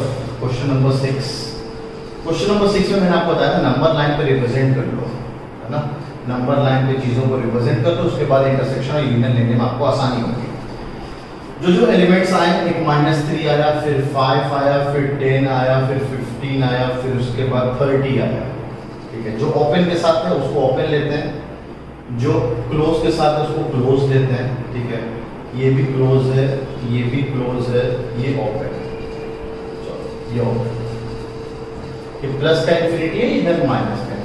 दिस इज आवर x, ये x रिप्रेजेंट कर रहा है। और एक सॉल्यूशन y में लिखा हुआ है, यहाँ पे तो माइनस इंफिनिटी लिया है, यहाँ से मार्क कर लेंगे। पहले हम -2 है, 8 है, 8 है, अच्छा, उसके बाद 10 है, 10 यहाँ भी, 33 है, 33 के बाद यहाँ पे है ये इंफिनिटी है ना, प्लस का इंफिनिटी। अब जो ओपन है उसको ओपन के साथ लेते हैं, तो -2 ओपन के साथ, सॉरी -2 क्लोज के साथ है, 8 ओपन है तो ओपन कर दिया, 10 ओपन है तो ओपन कर दिया, 33 क्लोज है तो क्लोज कर दिया। अब जो इंटरवल उसको हम मार्क कर लेते हैं ना, -3 से 5, -3 से 5, -3 से 5, ठीक है। उसके बाद 10 से 15, 10 से 15, 10 पे क्लोज है तो अच्छे से मार्क कर लेते हैं, ठीक है। उसको 30 से इंफिनिटी, ये तो रहा x का। और y की बात करते हैं तो -∞ से -2, -∞ से -2, और उसके बाद है 8 से 10, 8 से 10, उसके बाद है 33 से इंफिनिटी, 33 से इंफिनिटी। अब जब हम लोग यूनियन ले रहे हैं, दिस इज आवर y, ये हमारा y था, जब हम लोग यूनियन ले रहे हैं, ठीक है, x यूनियन y, ठीक है, तो उसके में मैंने बताया था जहां जहां पेंटिंग हो रही है सब ले लेंगे ना, तो जहां जहां पेंटिंग हो रही है -∞ से -3, इसका एक और मैंने बताया था आपको कि आप इसका एक फाइनल रिजल्ट, उनका कॉम्बिनेशन एक जगह उतार लेंगे आप, जो एक 4 9 एलिमेंट, सबसे पहले -3 आएगा, फिर -2 आएगा, फिर 5 आएगा, फिर 8 आएगा, 10 दो बार आया तो एक ही बार लिखेंगे, फिर 15 आएगा, फिर 30 आएगा, है ना, फिर 33 आएगा, फिर इधर प्लस का इंफिनिटी, इधर माइनस का इंफिनिटी, ठीक है। एक बार एक को रेड से कर लेते हैं, एक को ब्लू से कर लेते हैं, तो फिर फायदा होगा। और थोड़ा इसी नंबर लाइन पर इसको ऊपर लेके चलते हैं, -∞ से -3, ये है हमारा, सॉरी -3 से 5, -3 पे ओपन और 5 पे क्लोज, ठीक है। उसके बाद 10 से 15, 10 से 15 यहाँ पे क्लोज, यहाँ पे भी क्लोज। उसके बाद 30 से ओपन के साथ इंफिनिटी, ये तो हो गया x का। फिर y के बारे में बात करते हैं, तो आप इससे बचना चाहो तो डायरेक्ट आप ये नंबर लाइन पे जितने भी डिजिट्स आ रहे हैं उसको नंबर लाइन के हिसाब से उतार दीजिए। उसके बाद क्या किया आपने, -∞ से -2 यहाँ पे है, उसके बाद -∞ से -2 क्लोज, और फिर अगला जो है 8 से 10, ये रहा 8 से 10 दोनों ओपन है, और 33 से इंफिनिटी, तो 33 से क्लोज से इंफिनिटी, ऐसे चलेगा। अब हम लोग लिख सकते हैं बड़ा आराम से answer, x union y is equal to what. तो जब हम लोग यूनियन ले रहे होते हैं तो जितने भी इंटरवल आ गए सबको ले लेने का, एक इंटरवल मेरे को ये दिखा, एक ये दिखा, यहाँ पे क्लोज है, यहाँ पे ओपन है, सुनेंगे आप बहुत अच्छे से, एक जगह क्लोज एक जगह ओपन, तो क्लोज हो और ओपन हो और यूनियन हो तो हमने बोला था क्लोज ले लेते हैं, तो यहाँ पे ले लेने का। अच्छा यहाँ पे क्लोज है, यहाँ भी क्लोज है, दोनों जगह क्लोज है तो बड़े आराम से दोनों को ले लेने का, ठीक है। और दोनों अगर ओपन हो जाए, दोनों ही ओपन और यूनियन ले लिया तो फिर नहीं लेंगे। यहाँ पे वैसे ऐसा केस आया नहीं कि दोनों जगह ओपन है आपका, तो इस केस में तो यहाँ से यहाँ तक डायरेक्ट हम पूरा लिख दें एक साथ, तो ये सारे इंटरवल यूज हो गए, तो -∞ को हमेशा ओपन लगाते हैं, 5 पे क्लोज है तो 5 पे क्लोज, फिर ब्रेक हो गया इसलिए यूनियन लगाया। अब -8 तो नहीं लेना, तो -8 पे ओपन किया। अब यहाँ पे देखिए क्लोज है, यहाँ पे ओपन है, सॉरी यहाँ पे ओपन है, यहाँ पे क्लोज है, तो इसको ले सकते हैं। तो कहाँ तक जाएंगे, 15 तक, तो 15 और 15 क्या लेना है, क्लोज, फिर यूनियन, ये इंटरवल आ गया पूरा क्लोज, यहाँ ओपन, इसको ओपन ही रखेंगे 30, और कहाँ तक जाना है, इंफिनिटी तक। ये हो गया हमारा x यूनियन y। अच्छा सर, x इंटरसेक्शन y क्या होगा, ठीक है। जब हम इंटरसेक्शन लेंगे तो अब कॉमन एलिमेंट जो है उसको आपको ध्यान रखना, ये हमारा कॉमन है, ये वाला इंटरवल, यहाँ कुछ कॉमन नहीं आया, ये वाला इंटरवल हमारा कॉमन है, ठीक है। तो ध्यान रखना हमारा कि और एक और बात का ध्यान रखना जो मैंने आपको बताया था, इंटरसेक्ट अगर एलिमेंट आ रहा है, एक एलिमेंट आ रहा है तब हम इसको इंक्लूड करेंगे। एक जगह भी ओपन हो गया तो वो ओपन ही कंसीडर किया जाएगा, अगर दोनों जगह ओपन हो जाए तब भी वो ओपन ही कंसीडर होगा, ये नहीं लेना है। एक जगह कह रहा है, एक जगह प्रेजेंट है, एक जगह नहीं प्रेजेंट है, और इस जब इंटरसेक्शन एक जगह प्रेजेंट है एक जगह नहीं प्रेजेंट है, और वो इंटरसेक्शन में तो दिखेगा ही नहीं, वो एलिमेंट आएगा ही नहीं, तो बस ठीक है। तो हमने क्या किया कि यहाँ पे -3 -2, ठीक है, तो यहाँ से तो लेना है, यहाँ नहीं लेना है, तो इंटरसेक्शन में हम नहीं लेंगे, यहाँ से लेना है और यहाँ से भी लेना है, कुछ लाइन चल रहा है उसको लेना है, यानी -2 पे तो हमारा ये क्लोज चलेगा, लेकिन -3 पे एक जगह ओपन आ गया तो ये -3 ओपन के साथ ही जाएगा। और जो है यहाँ पे थोड़ा देर के लिए एक बार कॉमन आया था सर, कॉमन आया था, लेकिन एक जगह ओपन हो गया इसलिए ओपन और क्लोज तो हमें ओपन नहीं लिया जाएगा। अगर यहाँ पे भी क्लोज होता ना मान लीजिए यहाँ पे क्लोज होता तो सिर्फ ये 10 को लिया जाता, उसको हम लोग इसे कर्ली ब्रैकेट में साइड में लिख देते हैं, क्योंकि सिर्फ एक ही एलिमेंट है तो कर्ली ब्रैकेट में, ठीक है। इसके बाद बहुत अच्छे से हम लोग जानेंगे दोस्तों वैसे 11th में, तो इतना डीप का घबराएंगे नहीं अगर ये वाला पार्ट आपको समझ में नहीं आ रहा है, ठीक है। बहुत कम यूज होगा हमारा, बस इनइक्वालिटी पोर्शन जब हम लोग पढ़ेंगे ना इनइक्वालिटी 10th क्लास में, ठीक है, प्रोबेबिलिटी इक्वेशन के अंदर, तब हम जब यूज करेंगे इसको ज़्यादा, फिलहाल अभी आपको जरूरत नहीं है, ठीक है। यहाँ पर ठीक अब ये 33 से इंफिनिटी, तो यूनियन, अभी और इंटरवल, इधर कोई इंटरवल नहीं है, यहाँ पे भी इंटरवल है 33 यहाँ पे भी क्लोज है, यहाँ पे भी क्लोज है, तो इंटरसेक्शन में अगर दोनों जगह क्लोज आया तो ले लेंगे हम लोग, तो ले लिया हम लोगों ने 33 को, और अगला है कहाँ तक जा रहा है, इन्फिनिटी तक, तो इन्फिनिटी का पेज ऑफ है, तो एक्स इंटरसेक्शन वाई ये हो जाएगा और एक्स यूनियन वाई आपका ये हो जाएगा। तो वीडियो को पॉज करके अगर आप चाहो तो यहाँ पे टाइम वेस्ट हो रहा है तो इसको छोड़ के डायरेक्ट आप ऐसे एक ही इंटरवल में जो जो नंबर्स यूज हुए उसको सिस्टमेटिक मैनर में, यहाँ तक -2 इधर नहीं आएगा, -2 इधर ही आएगा, -3 के 5 इधर आएगा, इसको सिस्टमेटिक करके बच्चे गलती करते हैं इसको लिखने में, तो इसको सही से लिखेंगे तो आप बहुत अच्छे से आंसर निकाल पाएंगे आप, और 2 कलर को यूज करें तो और बहुत अच्छी बात है, ठीक है। तो वीडियो को पॉज करके यहाँ तक उतार लीजिए आप, बहुत कुछ आज हम लोगों ने सीखा है, ठीक है। तो आज बस इतने ही रखते हैं ना, काफी कुछ सीख गया हम लोगों ने, 2 टर्म में बहुत बेसिक की चीजें हम लोगों ने सीखा है, ठीक है। और नेक्स्ट टर्म पे आपको पता है square and square root, cube and cube root शायद जल्द ही कर पाएंगे हम लोग, तो दो लेक्चर लेने से बजाय कि एक ही लेक्चर में इसको फिनिश करते हैं, आसान है चीज़ें, क्योंकि बहुत सारी चीज़ें मेरे पास लिखी हुई, तो मैं आपको लिंक करा दूंगा, आप बस उसको मैं एक्सप्लेन कर दूंगा, उससे रिलेटेड सवाल करा दूंगा आपको, तो टाइम लगेगा, आधा घंटे में स्क्वायर एंड स्क्वायर रूट देख लेंगे हम लोग, और आधा घंटे में क्यूब एंड क्यूब रूट देख लेंगे, क्योंकि उसमें क्या है, टेबल देना है, तो टेबल तो मैं आपको लिंक करा दूंगा, आपको टेबल याद होने चाहिए, जो चीज़ें याद होनी है वो आपको स्पेसिफिक याद रहेगा, तो आपके लिए फायदेमंद है, ठीक है। तो टिल देन आप अपना ख्याल रखें, दुआओं में याद रखें, सोशल डिस्टेंसिंग को मेंटेन करके रखें।